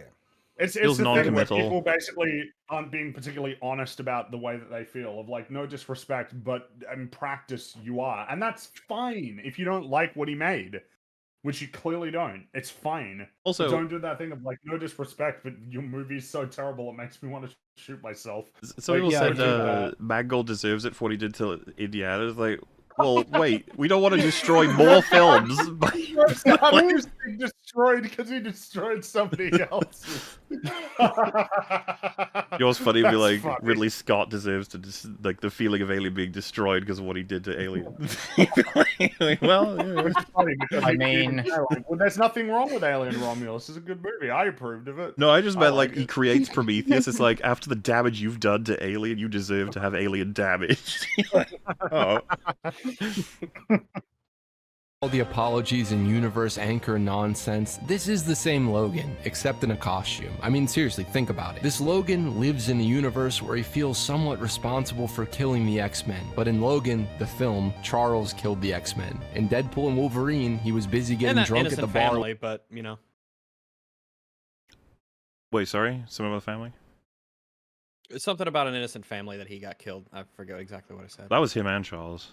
In fact, it might even Yeah. be more Charles' fault that those guys died. It's yeah, it's more 'Cause- Charles. because, He brought yeah, up the Wolverine idea, wanted to and leave. then Logan went along with it. So that family got murdered and killed completely unnecessarily, and it's their fault. When the humans did it. Either way, we are dealing with a loner alcoholic who let his family down and is spending his days wasting away behind the bottle, waiting for death. It's like looking in a But mirror. enough He about even me. goes- Oh my god. Oh, he made the joke. Dude. Oh gosh. Oh, I made the joke as a joke. He made the joke so that you could feel bad about him. The insecurities are just overflowing at this point. Dude. Man. Damn right, you didn't have to slaughter him in real Listen. time. Listen. goes through the exact same arc, except it's like the fucking Cliff Notes version. Here's a Wolverine who fought with the X-Men, lost to the X-Men, and is now a cynical drunk. He no longer wants to help anybody for fear that he will hurt them as he has so many others. He finds purpose when someone also experimented on and abused comes into his life, needing his help in saving the few people this lost soul can find family in. It's a reluctant pairing at first until a tender moment forces self-reflection and self-realization that even if maybe you failed, even if you will always view yourself as that monster, you can still use what little time you have left to help give those who once believed in you a bit of hope. He rediscovers what being an X-Men has meant all along. I don't know how to break this. It's kind of a similar criticisms. It's Facts. like Wolverine, X-Men. It's so weird how much Deadpool and Wolverine wants to, because I think valuably and viably wants to bring in Hugh Jackman as Wolverine, and then be like, but he's going to be a different version. He's going to have different payoffs, different kind of growth. It's like, okay, cool. And then they do really a discount shitty version of Logan, and then they let him live too. You know, they're like, and he ain't going anywhere. It's like, oh, and that's kind of the cheat in a way. Like, see, we're not taking the one from the end of Logan and just regenerating him. We're just recreating him in a shit way, and then not letting him die. And then we're gonna shit all over his corpse. Yeah. So yeah, like I agree, but you know, a lot of people saying, yeah, but pretentious. Like, well, that's the whole video, okay? you gotta take the style as it comes. Yeah, man, it's HiTop. It's what it says on the tin. I don't know, man. To you, but it's the exact same arc, condensed, stripped of all the nuance, but sugar-coated with a colorful costume. And yeah, some of it works, some of it feels fresh because Hugh Jackman's a great actor and always delivers in the intensity and the emotion. But by someone just said, yeah, isn't that kind of what they did with Loki? It's like, not as bad as Loki, where he watched his own fucking growth and then grew. Like, ugh. No, I don't know that anything ever beats that. That and the movie Memory Store, two of the like best examples of the worst possible ways to write a particular thing. Just horrific, horrible. Yeah. Never do that again. Yeah. Damn you, Michael / No, that was both of those were Michael, weren't they? Yes, Mr. Waldron. Right on both.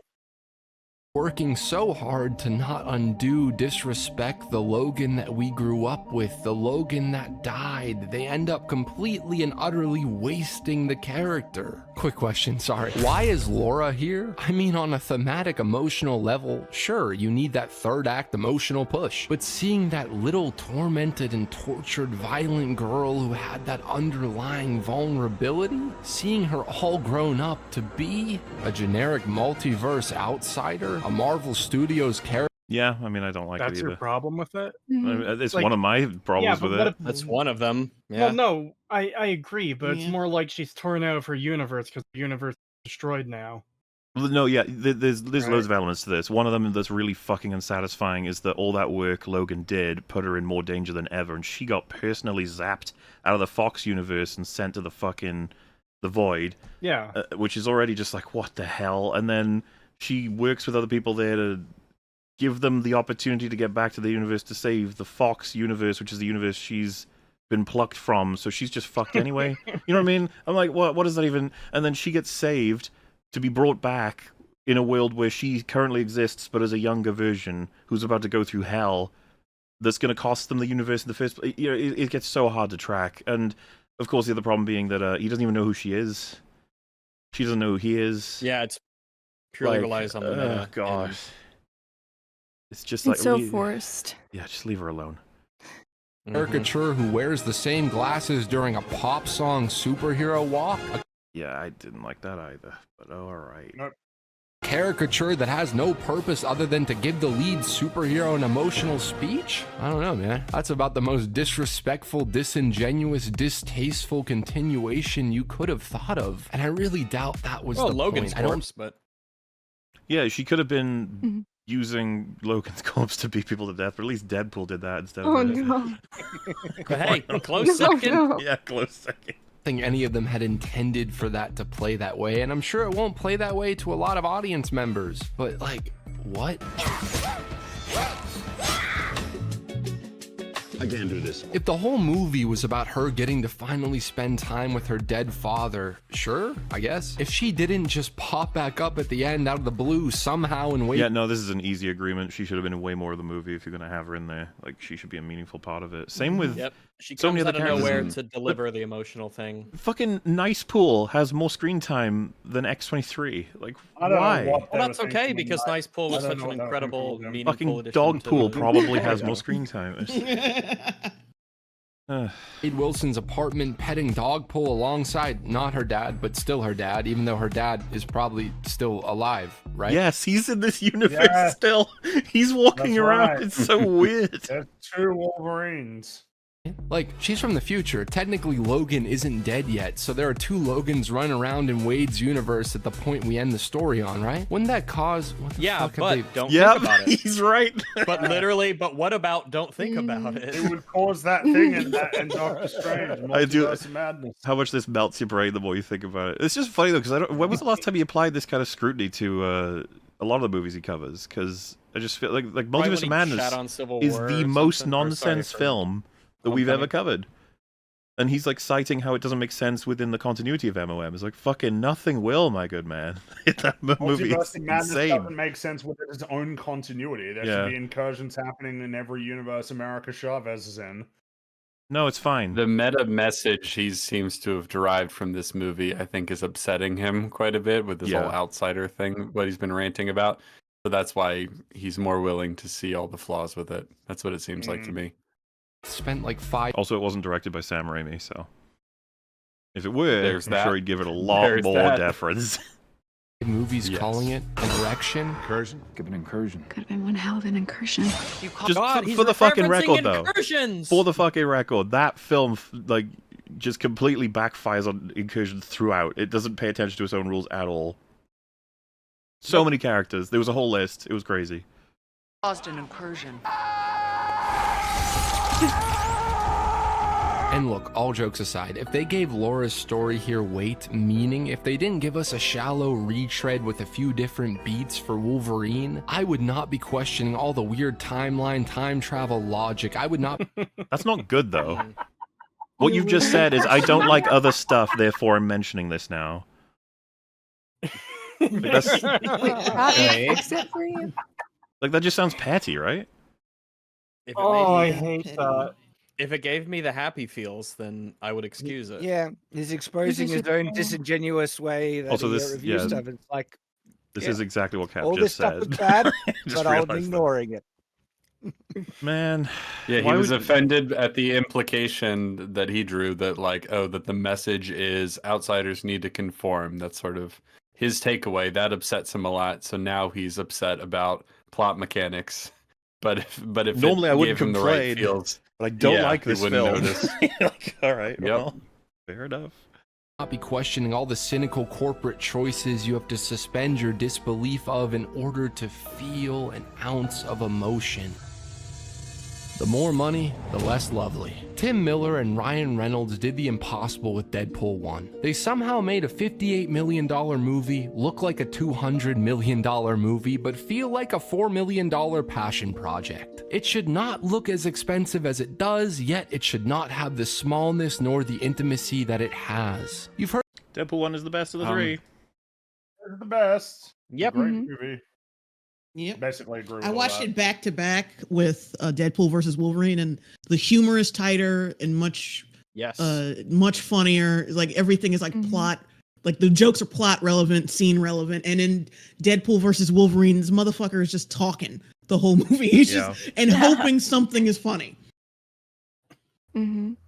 Heard the stories. Ryan Reynolds took a pay cut to get it made. Tim Miller and him leaked the footage so that the fans would support it and they could get a budget from a studio that had absolutely no faith in the character. Every single choice in that first film feels entirely in service to making the perfect Deadpool movie that wasn't just goofy and meta, but was heartfelt and vulnerable. From the dirty, grungy sets.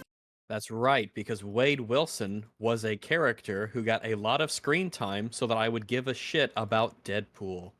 Meanwhile, Deadpool turns why up from is he- all of Deadpool and Wolverine. Wow. Why so are it we must be spending really so good. much Well, he's going to so make a much point about time how on there's Deadpool heart 1. in Deadpool 1 and 2, and there's not in 3, I think. Can you not hear Awe Maria? That's the clue.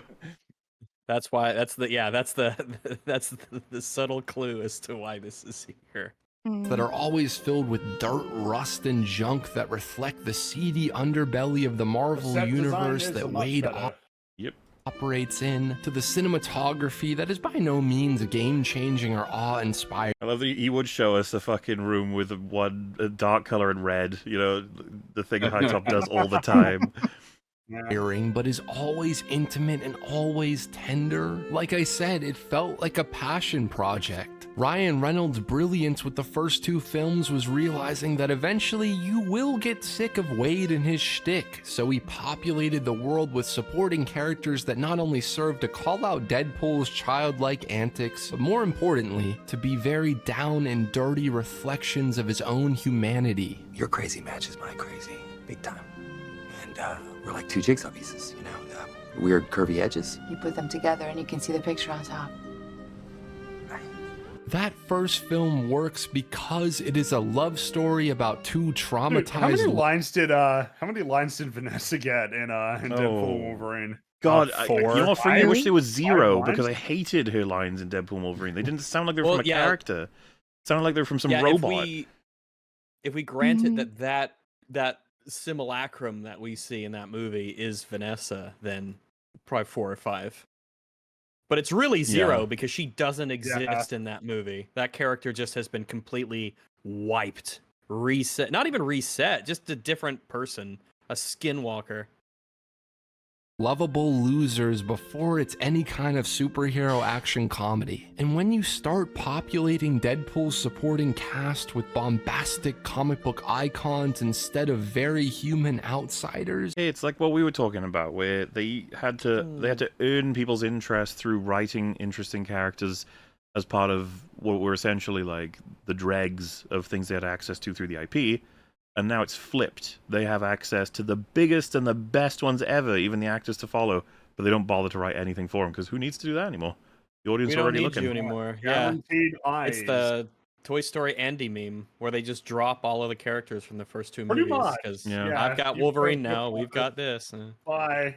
See you, Also, Colossus. it should not have taken goodbye, this long Colossus, to get to these points. Like, God, the fucking No. structure of this video.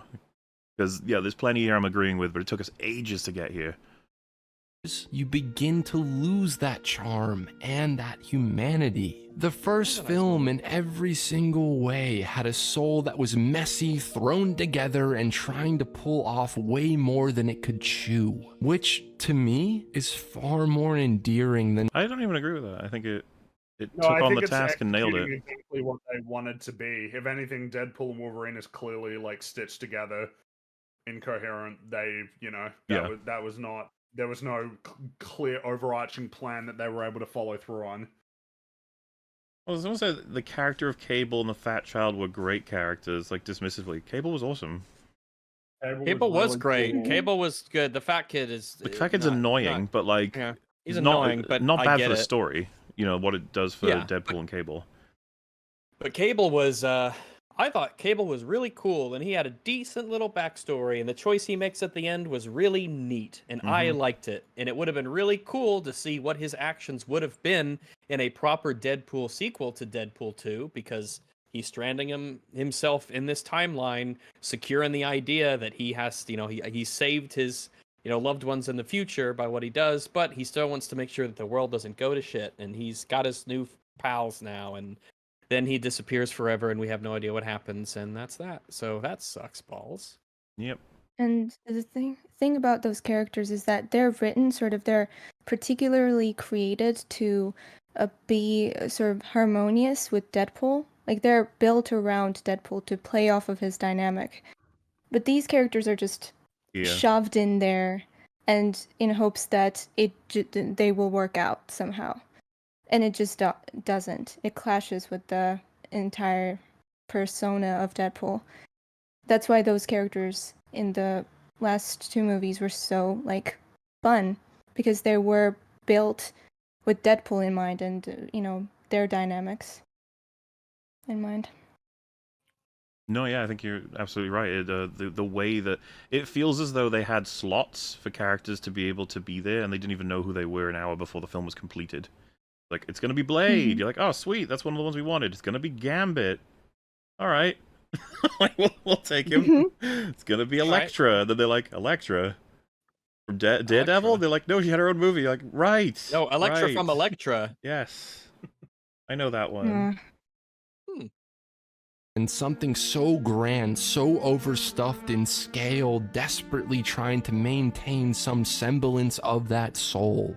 The action was better back then, don't let Wolverine's mask fool ya. Both Wade and Logan have been in plenty of movies that have a far better grasp on how R-rated violence should feel, have far more thought out practical...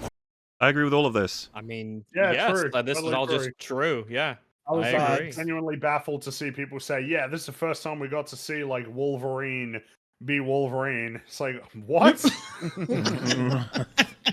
Do we not remember in X-Men 2, that fight scene in the mansion? That was crazy. He was screaming, he was slashing. Yeah, I don't know how else to jumping on describe people. it than his iconic roaring. That's how he does it.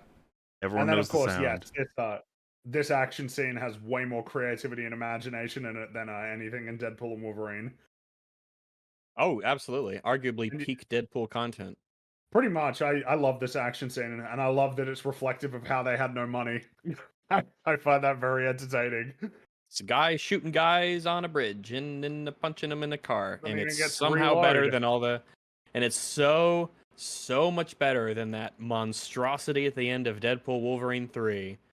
Well, this feels like attention to detail, right? It's like, yeah, he only has 12 bullets because he can't carry around a whole bunch of extra magazines, and also the bullet holes are permanent.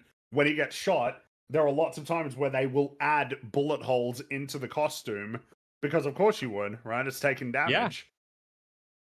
Dude, it was so refreshing to see that scene for the first time because it was like around the time they were setting up like Infinity thing in the Marvel, and it was so like it was leaning towards that slapstick comedy route, and Deadpool was just such a refreshing thing to see at the time. Really fun. Yeah. Choreography that allows the moments of violence of slicing, maiming, and murdering to feel grounded and gruesome. Deadpool and Wolverine, outside of a few genuinely well-executed moments, contains... The car fight and the choreography of the opening fight, like, there's still things to say. It's not like a worthless set of fights or anything. It's just that... Well, it's not like some other Marvel sludge in that regard. Part of it is kind of what HiTop was getting on there, with the once he puts the cowl on, it'll, like, make people probably be in favor of the fight anyway. The fucking side street one, like, I just don't know how long it's going to be before people will be willing to hear out how nonsense that whole thing is, and how not particularly satisfying it is to just watch them mince through them as if they're nothing. Well, especially when it's like they should be getting up real quick. They are Deadpool. Yeah, like, there's still value to behold in terms of, I suppose, the sequence of events, and there's some funny ways that people are killing people, I suppose. It's just that, I don't know, like, once the cowl comes on, the music comes on, everyone's just like, that fucking scene is 11 out of 10 best action ever. And you're like, oh, alright, I guess. Including the jump out of the bus. That was really cool. The CGI was amazing. really, really great. I'm often the one that says that you can't have... like, oh, there's the reason that they did that. It could be this, could be this, could be this. But that's one of the ones where I'm just, how did the editor not cut the fuck away? Why did we not cut that down? I don't know why. Why can't you get that? What's it called? The sugar glass or whatever, and then have the actors jump through it? Like, that used to be a normal, everyday movie. Which feels like it'd be much quicker, much cheaper, and much more effective. You know what I mean? Like, even with a stunt double, he's got the cowl on. But paying stuntmen is expensive. Yeah, but not as expensive as putting like 10 CG artists on that one scene on crunch time to get it out the following day. You know what I mean? Like that shit costs. That racks up. I never said these people were smart. No, I know that. I just, damn, that part was so hideous. The CG Wolverine. Yeah, it looked terrible. It was distractingly bad, and I was already distracted by the terrible quality of the movie. Well, and as been mentioned, remember when we watched Dalmatians, the one from the 90s, and they had like real Dalmatians throughout the whole movie that were like trained and they did all sorts of stuff, and I'm like, oh, that's wonderful. look at that real dog doing some really cool stuff. He was actually trained and did stuff, and they had trainers off screen, and like that was great. I never once a single time questioned anything in that movie. No, of course, I everything was makes like, complete oh look, sense. they're real dogs. They use raccoon puppets for a few moments because I don't think you can get them to drive a vehicle.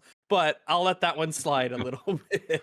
I just picture Rags going back in time to watch that with his family in the 90s, like that 90s version, and then being like, appreciate it now, it's all going to be CG goo in the future, everything will be CG, every last dog you see, it'll be CG goo, appreciate it. When we were watching Echo, they had, what's his name, the postal service guy with the truck, I forget his name, but he had a dog, and we were constantly being like, oh shit, like wow, the dog didn't do anything, it just kind of stood around, but we were kind of still shocked that they used an actual dog, that they just filmed him with a dog, because it's distracting now that because they're so used to cheaping out, or I say cheaping out, but it wouldn't be cheaping out, it just wow, real animals. Remember when they used to just do things to make films instead of passing it to all of the slaves in the CGI dungeon for their rations and gruel?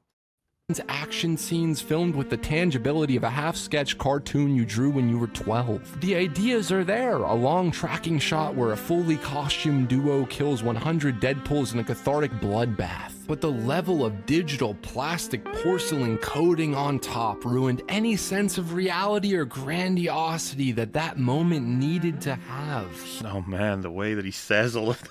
It's like, dude. Grandiosity. That's Can he just talk like a normal fucking person? No, you found him No, on the he's side of not the a street normal bleeding out. person. He'd been mugged, he was stabbed, and he's trying to explain something to you real important, and this is when he started He'll recording put on a the essay. Batman mask and hop in a dumpster for an ad for his YouTube video. We're not in normal territory. No, we're far away. Could he not think of the word grandeur, and so he used grandiosity instead? Why not? Damn Grandiosity it. is three more syllables, so I mean, rack them up. Hugh finally dons a mask, white, expressive eyes that move. Yet, I'm finding myself wishing I could see any number of the animal-like expressions I know he's conveying underneath. I don't know why we would argue that you can't have Wolverine be expressive, even in this specific way with the mask on. What's the point of making this point? I'm not sure what the goal is here.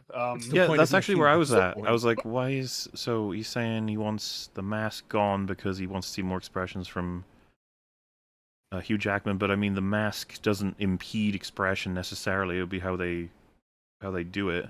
How they do it, exactly. How it's designed. Beneath that heavily polished CG cowl. Oh, shit. The writing was... That's a lot of text. Wait, yeah, what was all that? What was it supposed to say? I know there was a practical one read used it, on set, but you cannot tell me that there isn't a layer of digital polish akin to most modern Marvel costumes. This is proof that Batman should never have white, expressive eyes. An actor's raw expression will always be more effective. Wolverine is not Deadpool. His eyes do not need to articulate. He's not a cartoon. Wow.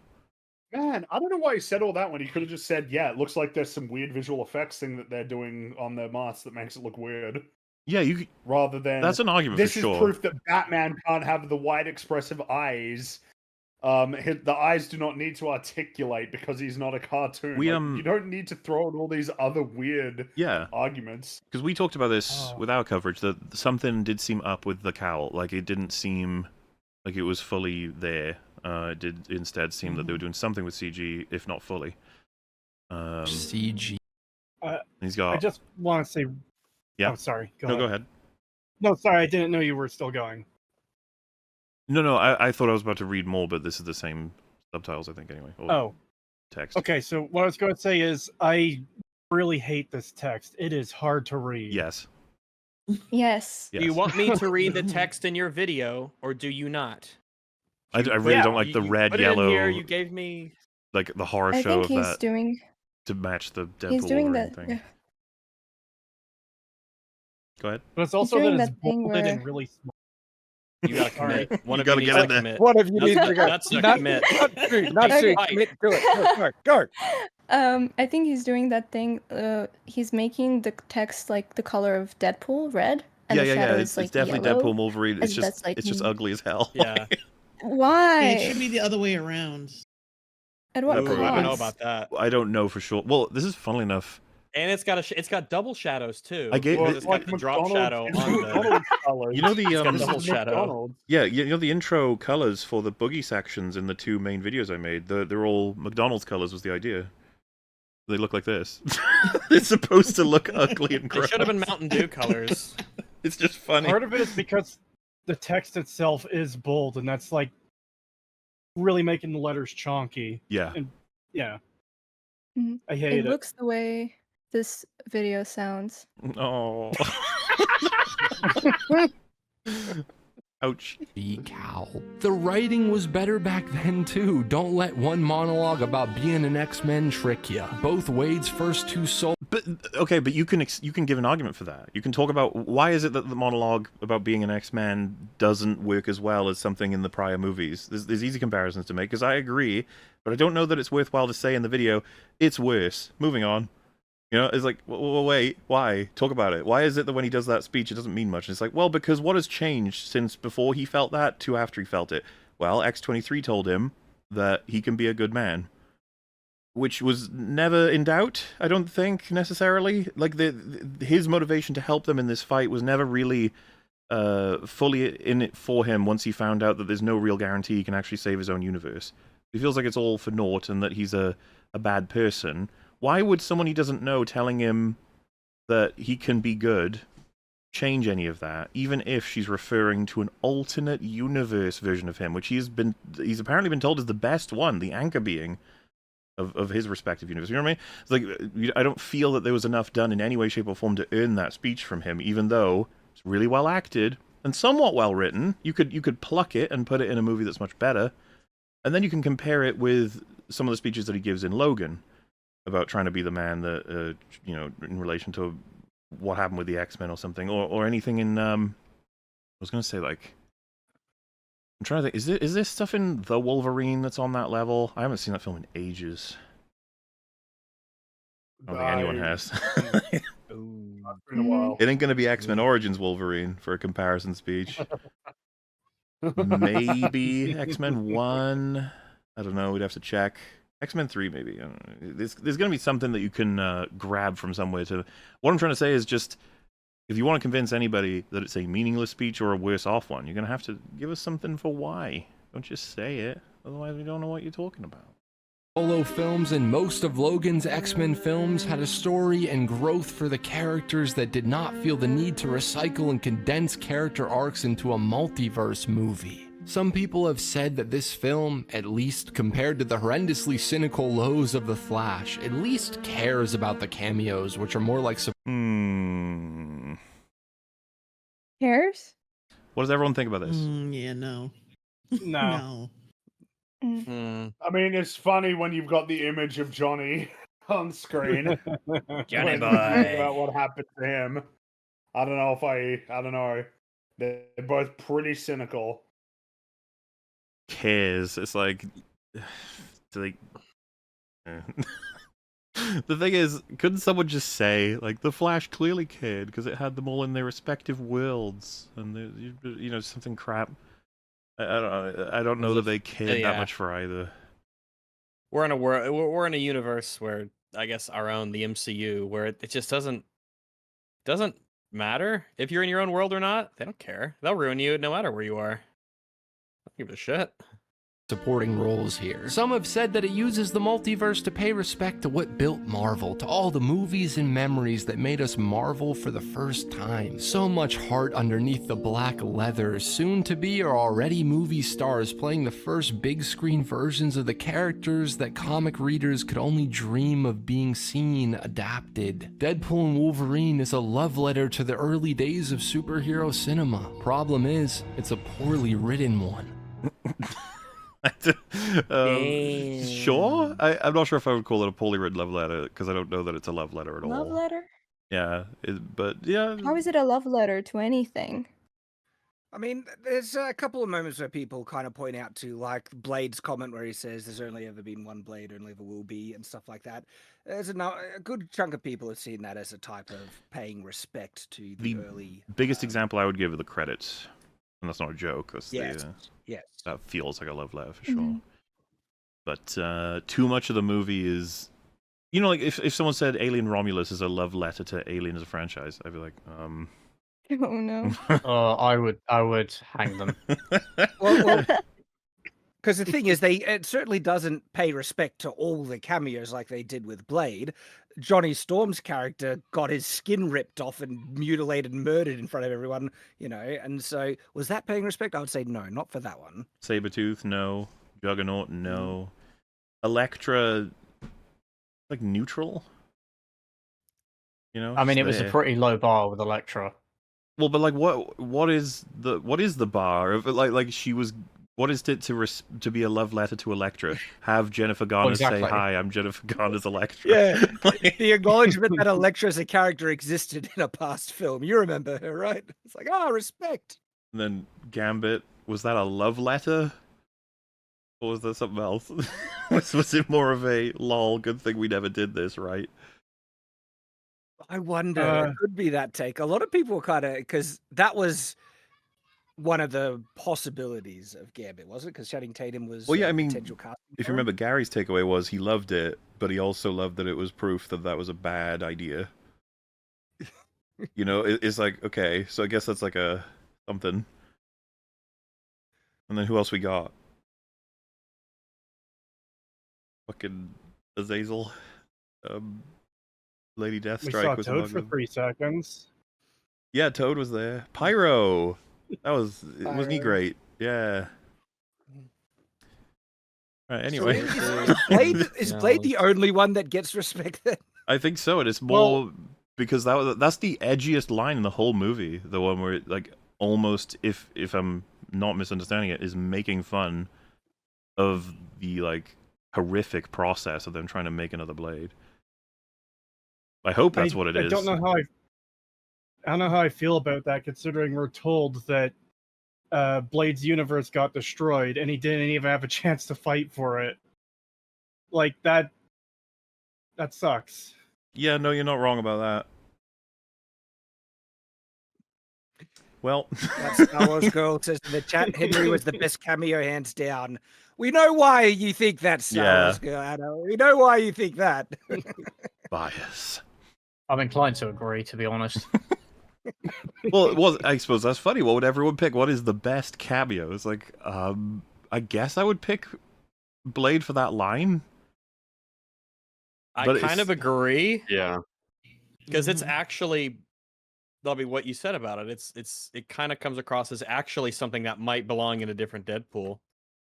Well, I hadn't thought about what Kritosis just said. It's like, it does feel a little bit undercut by the fact that this universe just announced that the Blade universe got fucking erased. Like, Yeah, everything he did was for nothing. And remember, they don't have to. They didn't have to erase it. He could have just said he was taken from it and he wants to get back. So... yeah. Anyway... The film gestures at being the multiverse movie that has a soul, that honors and respects what's come before. Yet, within the first 4 minutes of Chris Evans' Human Torch showing back up, the film has him flame off, fall, and hurt his balls. 10 minutes later, Johnny gets skinned alive before falling into a Scooby-Doo puddle of blood. The joke is that if any one of the Resistance, if any one of the Fox characters should have had the most screen time in the movie, it's Johnny. He's the one character that the casual audience member probably has the fondest memories of. Really? Is that true? I don't know. I have no. I found clue. the character more annoying in the Fantastic I feel like Four. Blade outclasses him, especially Wesley Blade, Snipes. yeah. Oh, by far. Yeah. I think that's highly subjective. Like, I depends agree. on what type. Yeah. But broadly, if you were to ask me to bet on it, out of all the ones we saw, I'd go with Blade, probably, yeah. Mm-hmm.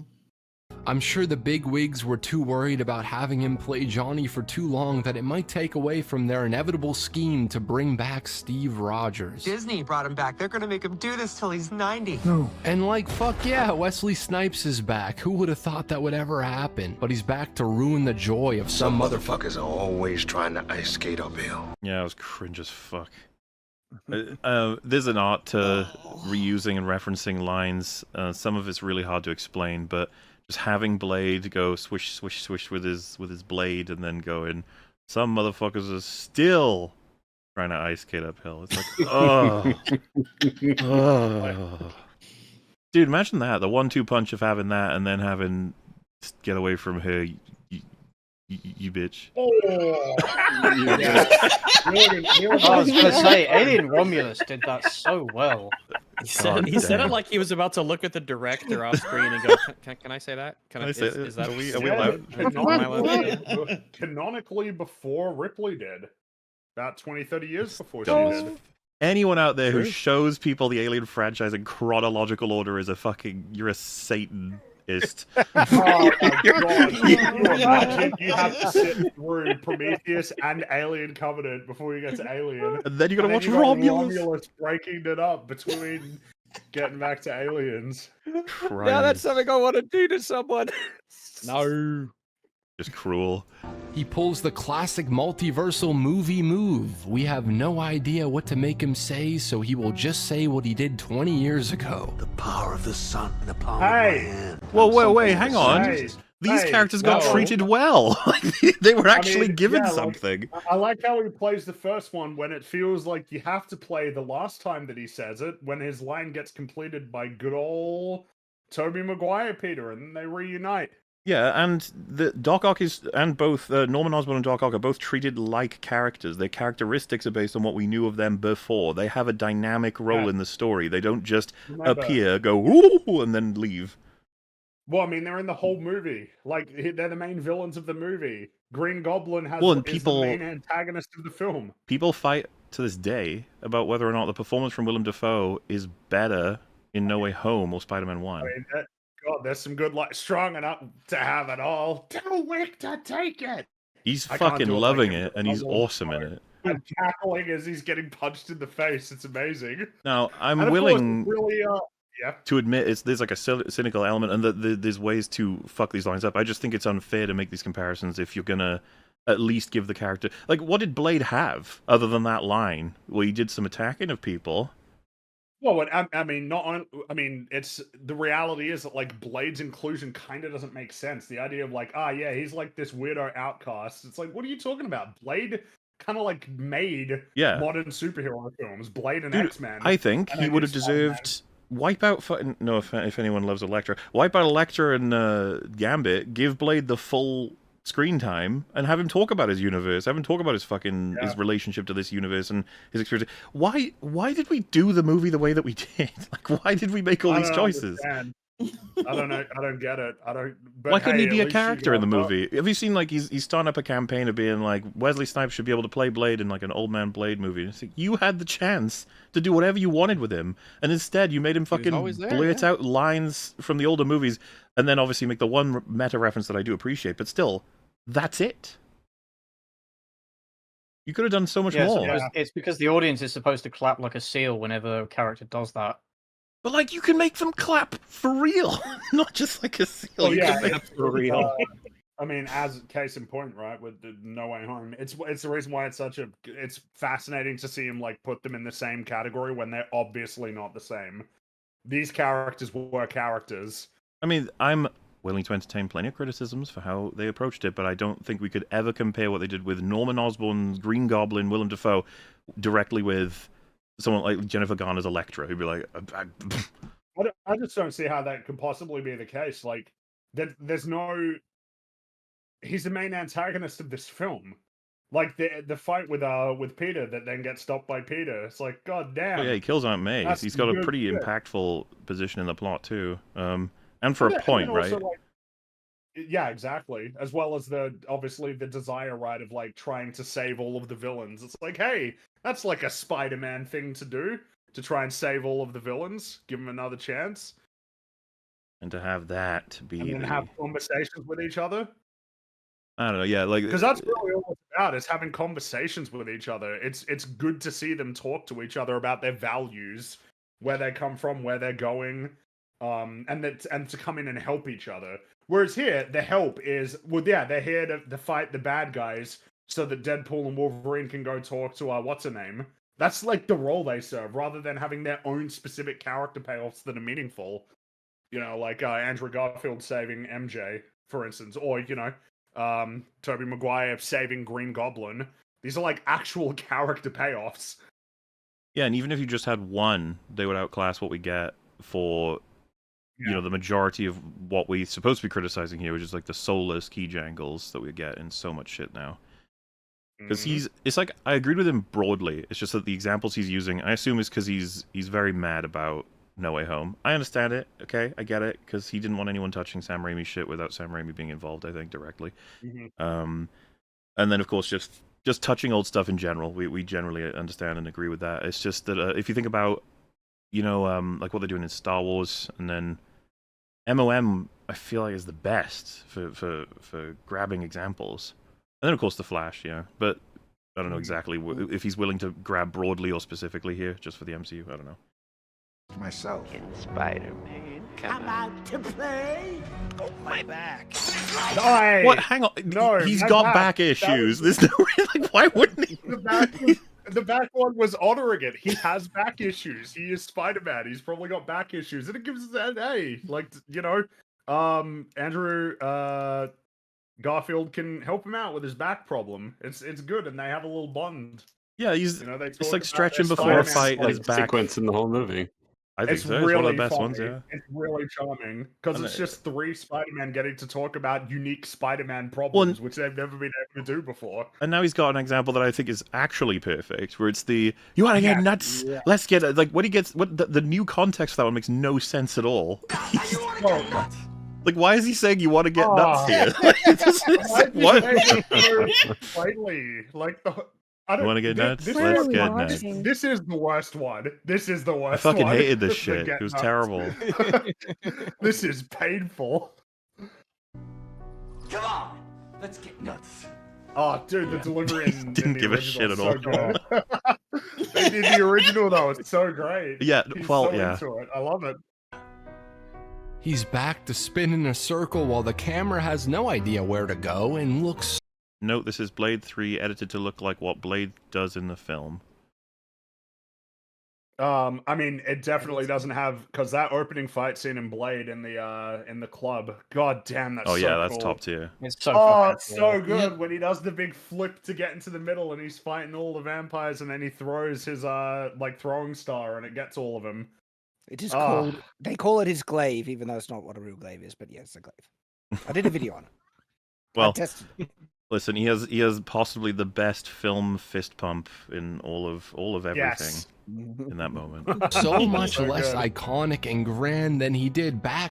Look at it, just a freeze frame. It's like, so stylish. Yeah. The part when he's fighting at the end of the film and he beats him up with his fists and then he grabs his little sword and does the spin and then jams it into the ground and twists it as they're all disintegrating behind him. Dude, it's so good, and the music as well. It's like perfect. Gets you hyped. It's so badass. That's the thing. Watching him turn up, I didn't even like. He's just there in Deadpool Wolverine. It's not anything special. It's not anything meaningful. He's just there. And not only the first R-rated Marvel movie, but yes, he's so proud of himself. Yes, the first Marvel movie. What is that? Fuck you. It's a joke, huh? The fuck is wrong with you? You think this is a joke? You think this is a fucking sitcom? I can't do this. Jennifer Gardner is here to do the same, except at least she gets a meaningful speech about wanting to have an actual ending. Problem is it meaningful? What? I mean, I don't understand. From her POV, the words mean things. What does she think is happening in the universe? Right? Like she's there, and she's trying to survive in this horrible place where she was sent for reasons she can't possibly understand. Right? The whole mechanics of the TVA and everything. And then these two just turned up and she's like, oh, it's time to have a fight to get my ending. What does she mean in universe? What is she talking about? The unifying idea of an ending, even in a meta sense. Like, this is like the idea that Laura doesn't get an ending. I mean, this is her ending in this movie. This is the ending. It's the idea of like potentially a hopeful future that's been ensured by Logan. So that's already that. Blade, in terms of getting an ending, it's like, I mean, he got a whole trilogy. Blade Trinity was not good. But yeah, like, he got his full attempt. Yeah. Gambit didn't have a beginning, so what's the point of an ending? He never even got a chance. I think they even have lines that clunkily address that. It's like, time to get an ending, and he says, time to, even if you didn't have a beginning. Or some shit. He says some weird, he has to keep catching up. Do you remember when they say, like, all the lives we saved, he's like, all wanted to save? Because they can't include Gambit into the whole idea. He's not even. Remember they say, like, oh, they destroyed my universe. He's like, yeah, I think I was born here. Because he just, you know what I mean? Like, it's so fucking clunky. As we pointed out in chat, he wants to make a name for himself. That's what his story is about. And he doesn't succeed, I guess. Oh, he does. He's got a meme. That's something. Yeah. Oh well, yeah, that's more than most people get. I suppose. I'm about to make a name for myself here. Like that's basically a meme. That's probably going to stick around for a little while. Yeah, that's not a bad one. To be I don't the know why. When I think about him, I just keep laughing because his accent's funny.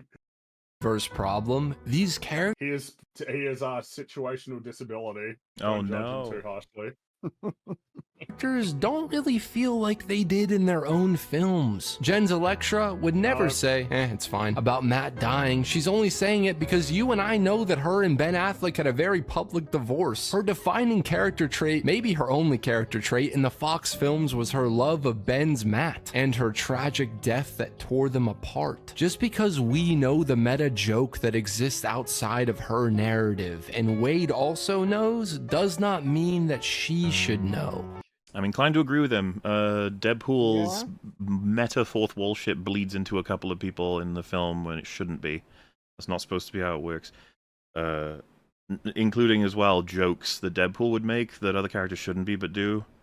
The main one I was going for was like Cassandra Nova makes like several random hypersexualized jokes that feel like Deadpool's jokes, but she just got them.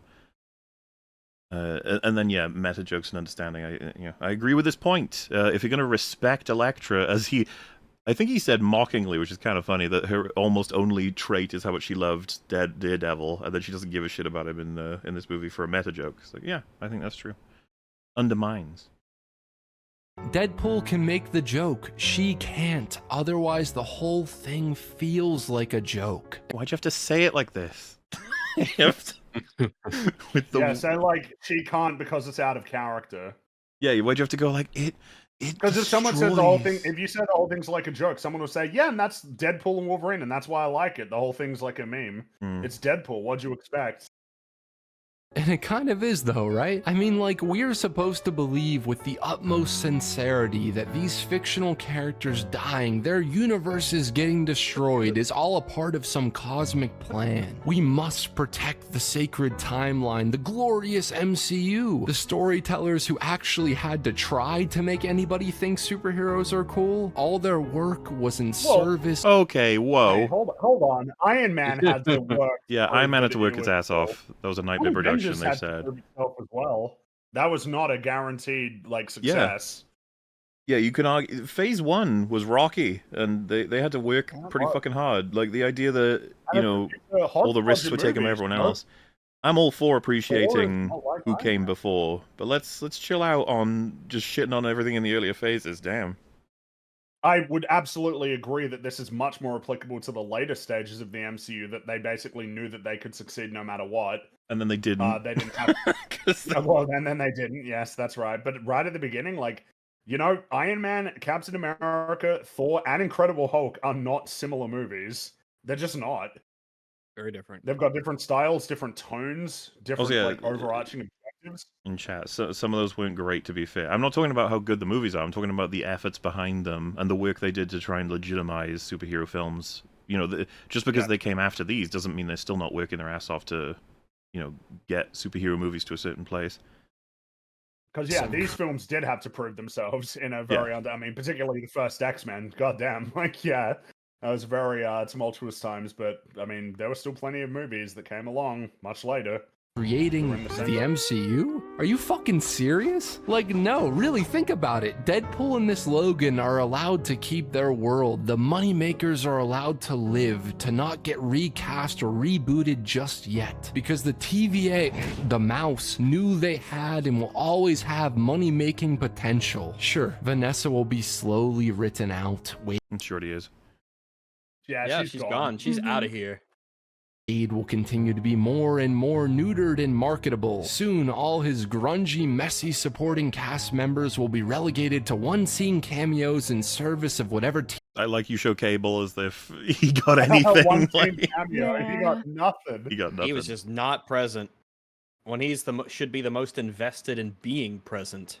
Should have been Deadpool and Cable and Wolverine. That's what it should have been. All three of those guys. Well, really, it should have been Deadpool and Colossus and Cable and Wolverine. Maybe let's just not have Wolverine. But nobody's gonna fucking go for that. So yeah.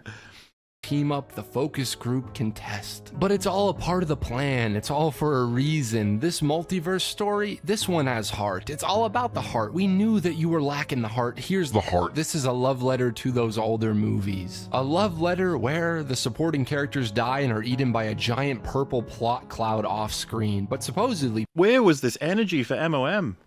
Hello? Yeah. Remember what happened to the fucking Illuminati? Well, he had the good vibes in the Raimi and everything, so he was able to look past it. It had some better shots, that's why. Because I'm pretty sure he argued the hell out of the fact that MOM had heart. It's like, no, it didn't. Yeah. Mm-hmm.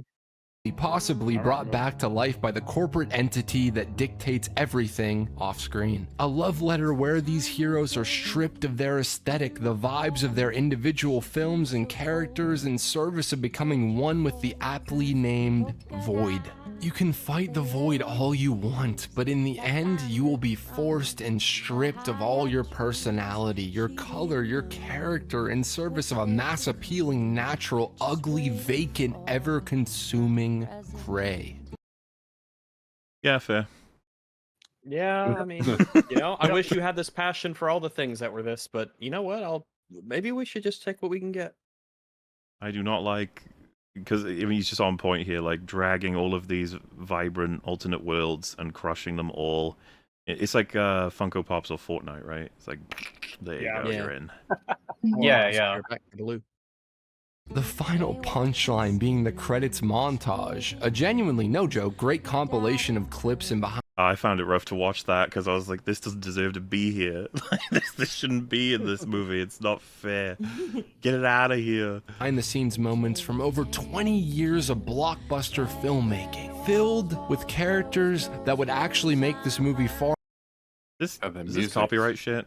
What's going on here? I don't know, but it's very distracting. Yeah. Or more meaningful a Fox send-off if they were actually in the film. Instead, Channing Tatum Gambit and Johnny Storm saying cock.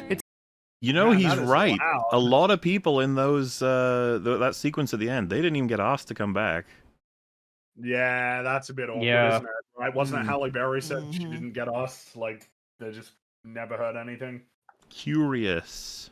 It's fun, sure. I laughed. They're great as always. Great actors, fuck. But wouldn't those 20 lines of dialogue be better utilized for some kind of emotional catharsis for Logan? For the audience? If they used any member of the original X-Men? Yeah, it is kind of weird that we don't get a lot of these actors, to be honest with you. Instead, we get fucking Channing Tatum Gambit. Is like, okay. You'd got to imagine that they would have said yes if they got asked. I think Halle Berry would, especially under the context of this is the end for your Storm. This is the last time she'll be seen. Yeah. Hell, cut Laura altogether and bring back Anna Paquin Rogue or Famke Janssen Jean Grey. That would make more sense. Yeah, that would exactly. Yeah, it would. You ain't wrong, folks.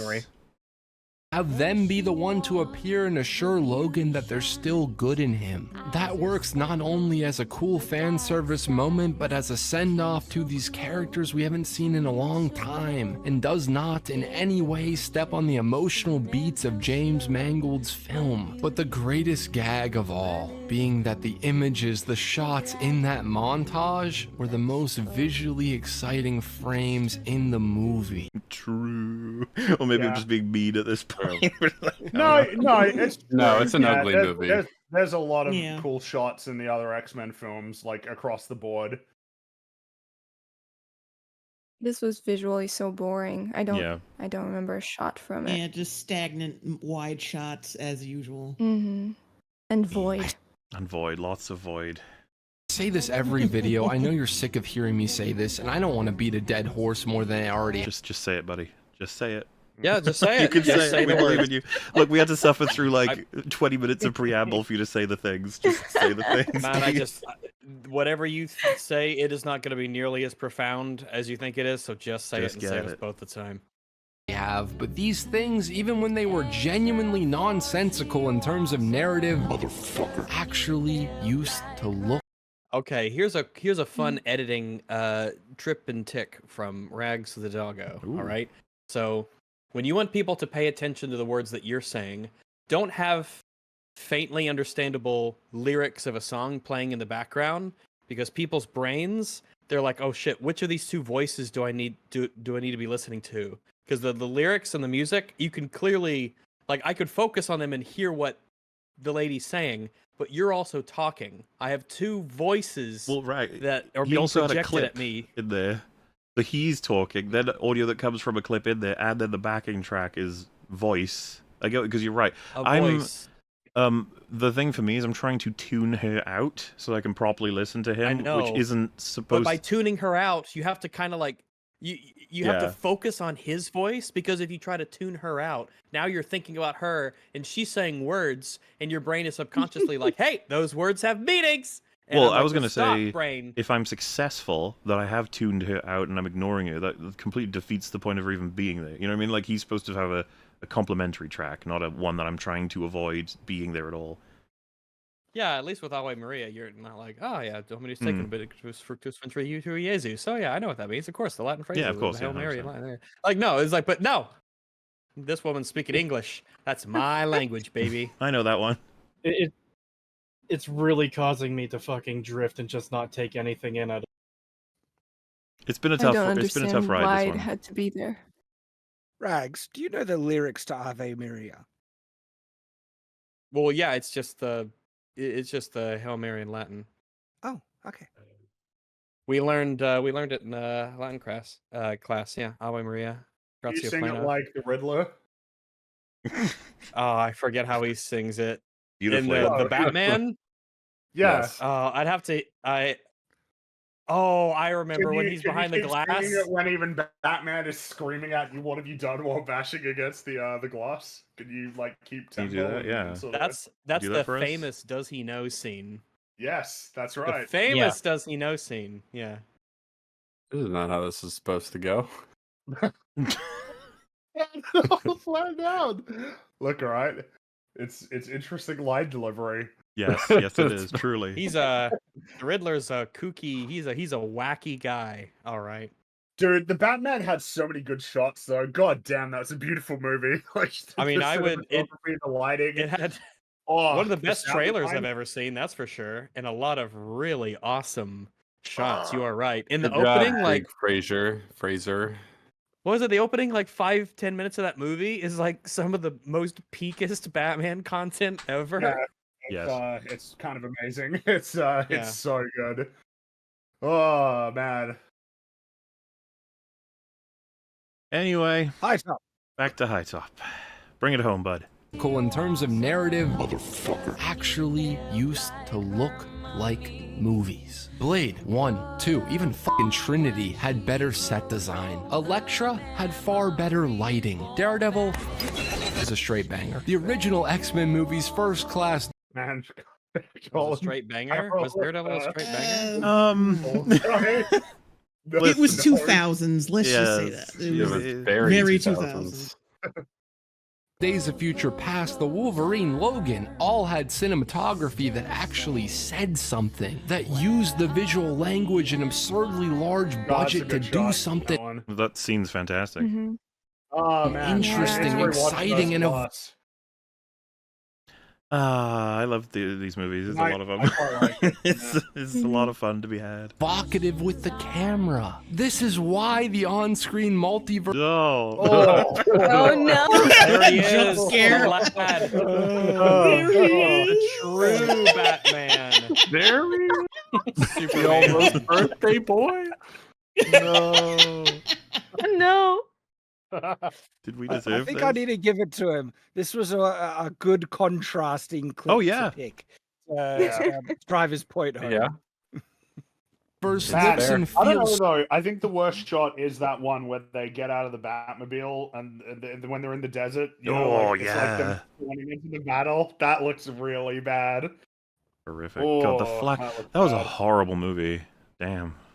Yes, it was. That was crap.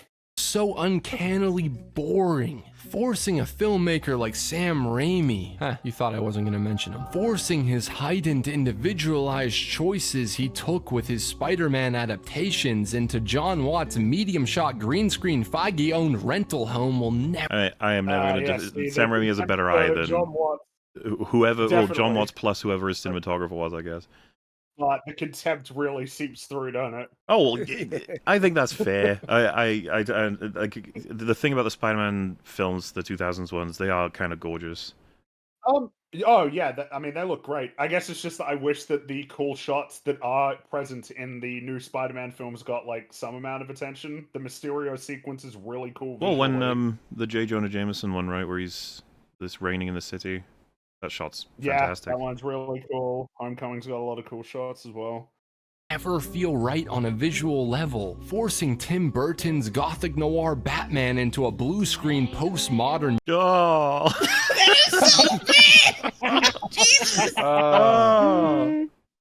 Why did you I don't do know what the it? deal was. I don't know why they put it in the desert. I don't understand. Why would they? Because put it in the deserts desert? are easy. It's like Deadpool Yeah. and It is Wolverine. easy. It's just Flat. flat and Yeah. dull Oh. and shitty, and It I doesn't hate it. even need to be. You can have deserts. I mean, like the Southwest in America, right, with all of the rugged terrain. Absolutely. And stuff, the Wile E. It's Coyote. beautiful, yeah. You can have Dang. reddish deserts and all sorts of cool stuff. You can have, I mean, Afghanistan and places like that in the Middle East are deserty, but they have like shrubs and greenery, and it's gorgeous. And the Mountains mesas even. and plateau.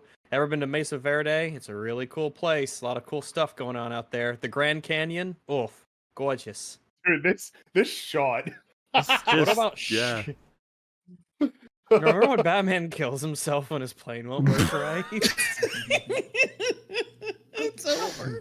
I'm gonna take him down with me, and it doesn't. He's like, okie dokie then. My cockpit won't open. I guess I gotta die now. Oh, so awful. Desert wasteland will always look like shit. Deadpool and Wolverine continues this trend. Deadpool and Wolverine works best as a somewhat tender reminder of what. Turn the fucking music off, HiTop. I swear. I know. I'm trying to do the thing where I'm trying to focus in on him, but this woman in my ear keeps telling me She's about yelling at things. me. Very distracting. She's giving me Stop it, temporary woman. disabilities. God, stop. Was in an almost Situational disabilities. Yeah. twisted, bleak look at what is. I know it sounds like I despise this movie, and Well, it's okay to admit that you despise it, I guess. Yeah, you do. It's fine. I Truly. don't like it either. I don't. This will get me even more shit, but everything. Wow, do you hear that? Shit. Yeah. Yeah, the one HP voice has been coming in and out the Yeah. whole time. Oh, That was one a- was extra. Yeah. I don't. This will get me even more shit, but everything that did not yeah. work. Wait, what the hell? Are you edging? Jesus Christ. Shit. Shit. I don't think I've ever said shit with that inflection. No, no one has. It's hard to This is say a it like first that. for humanity on this show. I don't. This will get me even more shit. It sounds like he doesn't want someone to catch him swearing. Yeah. Whispering into the microphone. Shut. No, Mom, I was talking about the shed. The shed. Looking over his shed, yeah. shoulder. But everything that did not work for me here worked 10 times less for me in the likes of No Way Home or The Flash. If anything, Wait, the- what? 10 times. Does he mean it worked? It worked better than in either of those films, I think, is what he's saying. Is that what he's saying? I think He was so. saying it was 10 times worse in both of those other movies. than in Deadpool and Wolverine. That's what it sounded like. Yeah. Yes. So he's saying Deadpool and Wolverine is a better bad execution. Like they're all three are bad, but this one comes out on top. I don't think. Does he think he's going to convince his audience that he likes this film by saying that? Like he spent the whole. Why not just admit you don't like it? It's fine. Just say it's shit. Like everyone else who thinks it's shit. Just say the word. Don't say shit.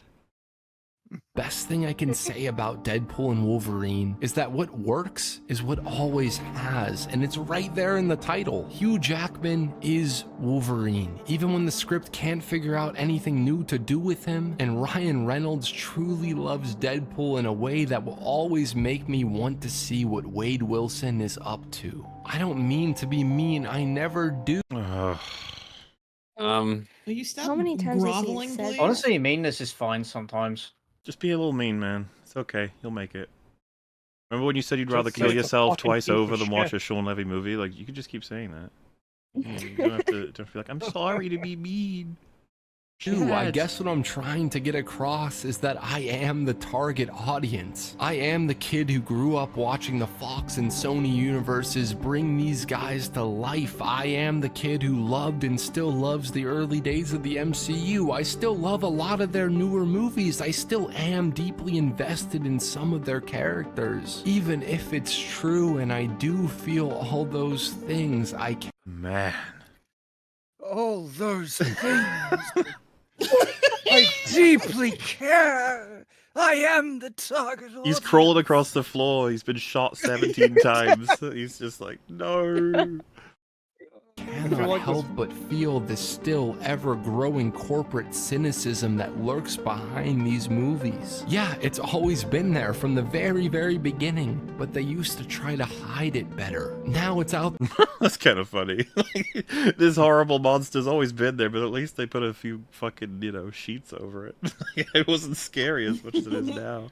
They're in the open, a part of some half-cooked meta-commentary that we are supposed to applaud and clap at as they continue to dilute all the sincerity and all the soul. As the credits rolled on Deadpool and Wolverine, all I wanted to do was go home and rewatch the movies that came before the Multiverse Marvel Universe. Before all this was so mainstream that it became unbearably Okay, it was pretty mainstream, even when it was the X-Men movies and Deadpool. These are not... Spider-Man films made Yeah, these aren't like $800 million little-known each. indie productions. Yeah, no, Like, these are pretty Some of the mainstream. most successful films at the time they were coming out.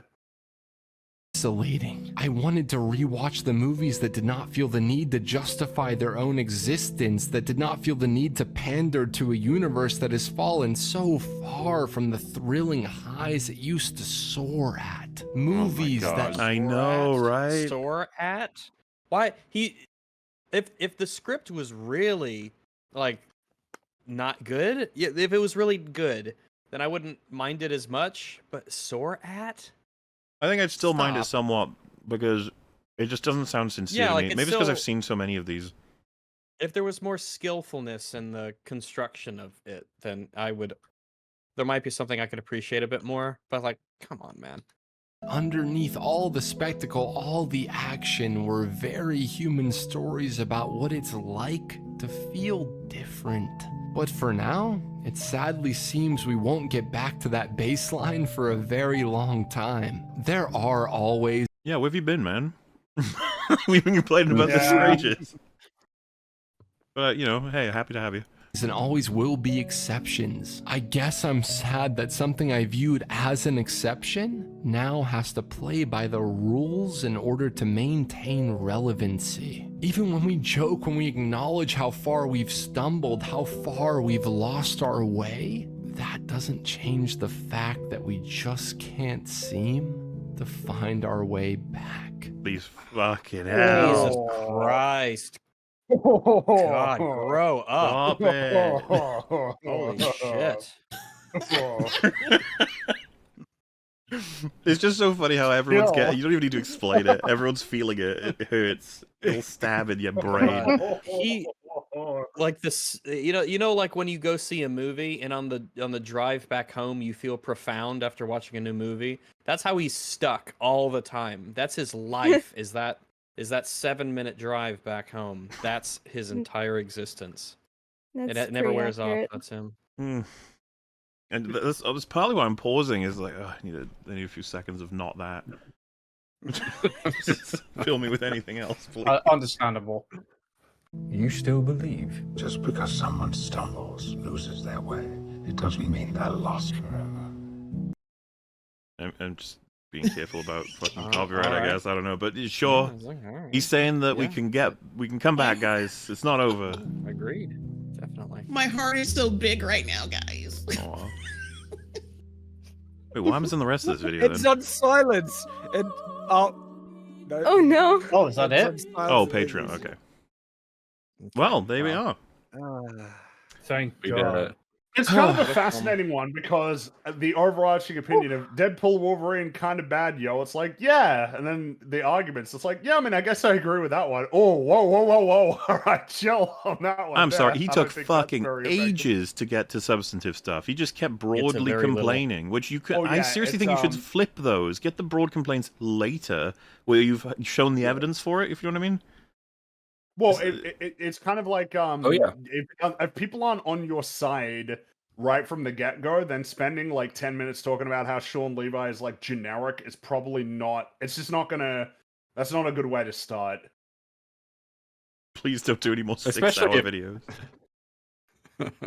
Especially if people come in and being like, "Oh, I remember Night at the Museum. It was fun. Why are you being so mean?" Yeah, why? Well, yeah, it's like Mm-hmm. it's kind of. I mean, really, the difficulty in terms of trying to even talk about the film is that you have to get past the fact that for a lot of people, it's like, yeah, it's fun. Shut up. Like it's kind of even difficult to like begin the conversation on the film, because it's like, yeah, it's Deadpool. He's like the meta wacky guy. Nothing, you're taking it seriously. So why are you taking it so? Especially in this case where it's taking it very seriously and himself. It's not a good idea, because I mean the film is bad, and there were points that were made in here that were valid or even strong, but they were like inhibited and limited by the delivery and the overall tone and vibe. To be nice, I think there's plenty of good editing choices here and there. It's a lot of work to have done as fast as he did. If he worked with someone on that, fair enough, good stuff. I think that he makes several good points that show a lot of insight into the actual events of the other films that he thinks are being disrespected. He wouldn't need to throw all that shit in of like, I'm doing it for the money. Yeah, sure, I am. It's just like, just make the video, man. You don't need to. You don't need to do all the insecure shit. I suppose it is unfortunate, right? Because this video did have something going for it that is not often the case, which is a familiarity with the other films. There was like real familiarity with what came before, even though there were some weird like observations, you know, some like strange comments, like not sure that's what that film was about, or like that quite encompassed what it was about, but certainly remembered what happened in the Deadpool movies, which I definitely appreciate because nobody seems to, and that makes me sad because I like those films a lot. You know what bothers me about his style of delivery here? It comes off to me as highly manipulative, especially for like impressionable people, where he is, especially his tone of voice, where he's like trying to inject so much meaning and passion to what he's saying. Then there's the music choices, absolutely are intended to try and build a type of emotional response. And it feels like he's trying to get people to resonate or connect with him emotionally than listening to the core facts of his argument, especially with the waffle. If you were to cut out everything, the visuals, the music, his tone, and just have an AI read out what this video was in terms of what was actually said, a lot of it will come across very bloated and nonsensical, and the arguments would feel really dumb in a lot of it. Some better, some actually made sense, but others really stupid. And it feels like he doesn't have complete confidence in the arguments in the arguments themselves. So to the point, or perhaps a reason why he falls back and is so reliant on these emotional kind of manipulative framework that he does all throughout the video. Bothers me. No, I'm completely with you on that. I find it annoying, and I think we could all agree, we find it annoying because it's not genuine. There are times, and I think Rags is kind of alluding to this, that you can make this work, and you can make it meaningful. But I think, much like music, you need other parts to the fucking song, High Top. It can't all be the chorus or whatever have you. It's like, I don't believe it once it happens for this long. I just think you're manipulating me. You want me to feel like this is the most important and meaningful thing that's ever happened to you in your entire life. Every damn time, every fucking video. Stop. You don't need to. And you know what? I'd appreciate a bit more spine. Being like, you know what? I think this movie was shit. Let me explain why. This movie sucked. Here we go. Yeah. Instead of being like, Man. guys, I need you to understand that I don't mean to say that it's shit. Well, it's that thing that a lot of YouTubers who also want to be filmmakers have, where there's like, well, I can't be mean to other people, but I want to be mean because I have those thoughts and opinions, but I don't want people to be mean to me, so I'll have to try and couch it in this whole But if you're gonna, thing. Like, oh no, he made 2 separate significant references to how he would want to kill himself instead of watch this director's movies. If you're gonna go that far, because that's why what bother? he really thinks. Yes. Yeah. Why bother with all that bullshit? Just move on. He wants both. But not in a mean way. He'll kill himself, but not in a mean In a joke way. That's what I mean. This is like I feel like there's an unleashed High Top hiding under the surface that I would way prefer to watch. Yeah. Unleashed High Top. A punished High Top that doesn't care about all the fluff and just tells you what he actually thinks. I'd way prefer that. Wouldn't that be refreshing? Like cut the music, cut all the emotional thing, and just let him share his filtered opinion. You know what would Just be more entertaining is his drive back with his friend that he saw this movie with, where they just casually discussed all of the bullshit in it. That probably is a much more entertaining video than this, where you're like, oh, ooh, it's just like, stop. Now, on that note, there is a video that someone made me aware of, I can't remember where, but it's called How Every High Top Films Video Essay Starts. So, Oh no. have a little look-see, shall we? Oh, okay. Oh, wait. Oh, wait for me, hang on. Come on. It's not playing the right video at all. Oh, is this it? There we go.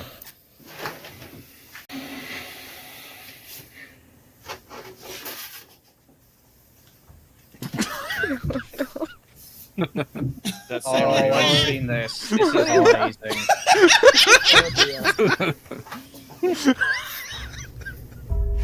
Oh no. I want to suck Sam Raimi's dick.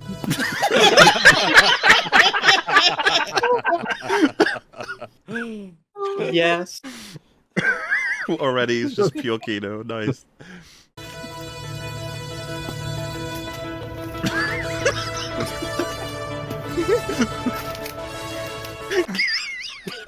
I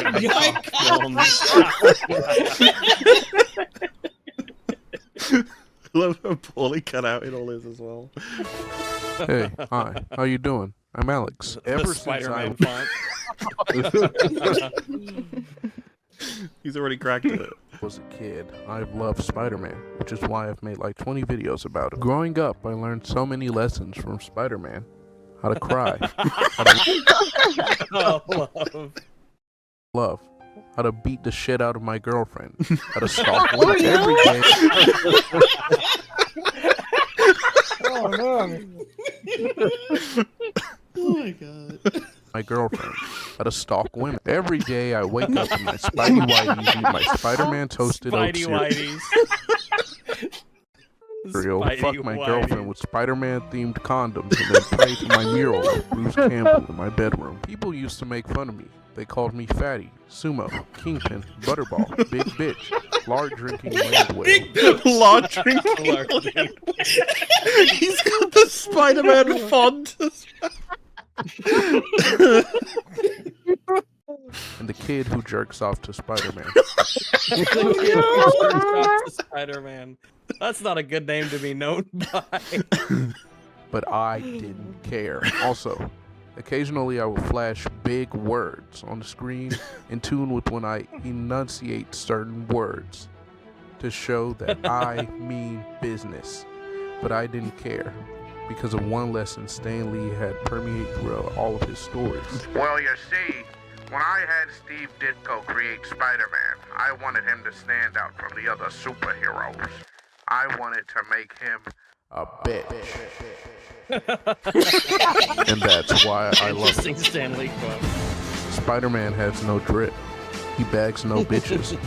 And if by some God-given miracle he does, he has to leave them to keep.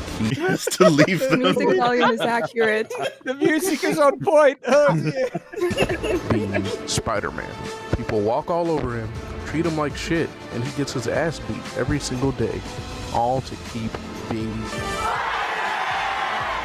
They love me. And for that lesson, I will always thank Spider-Man for making me who I am. In this video on how Spider-Man taught me how to be a bitch. Like a man. Like a man.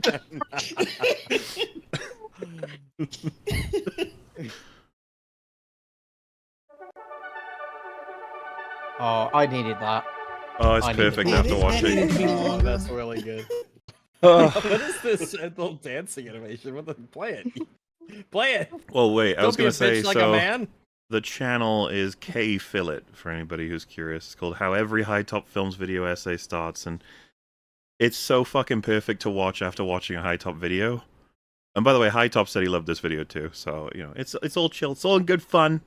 Just Glad he can take a laugh. I almost want him to make more.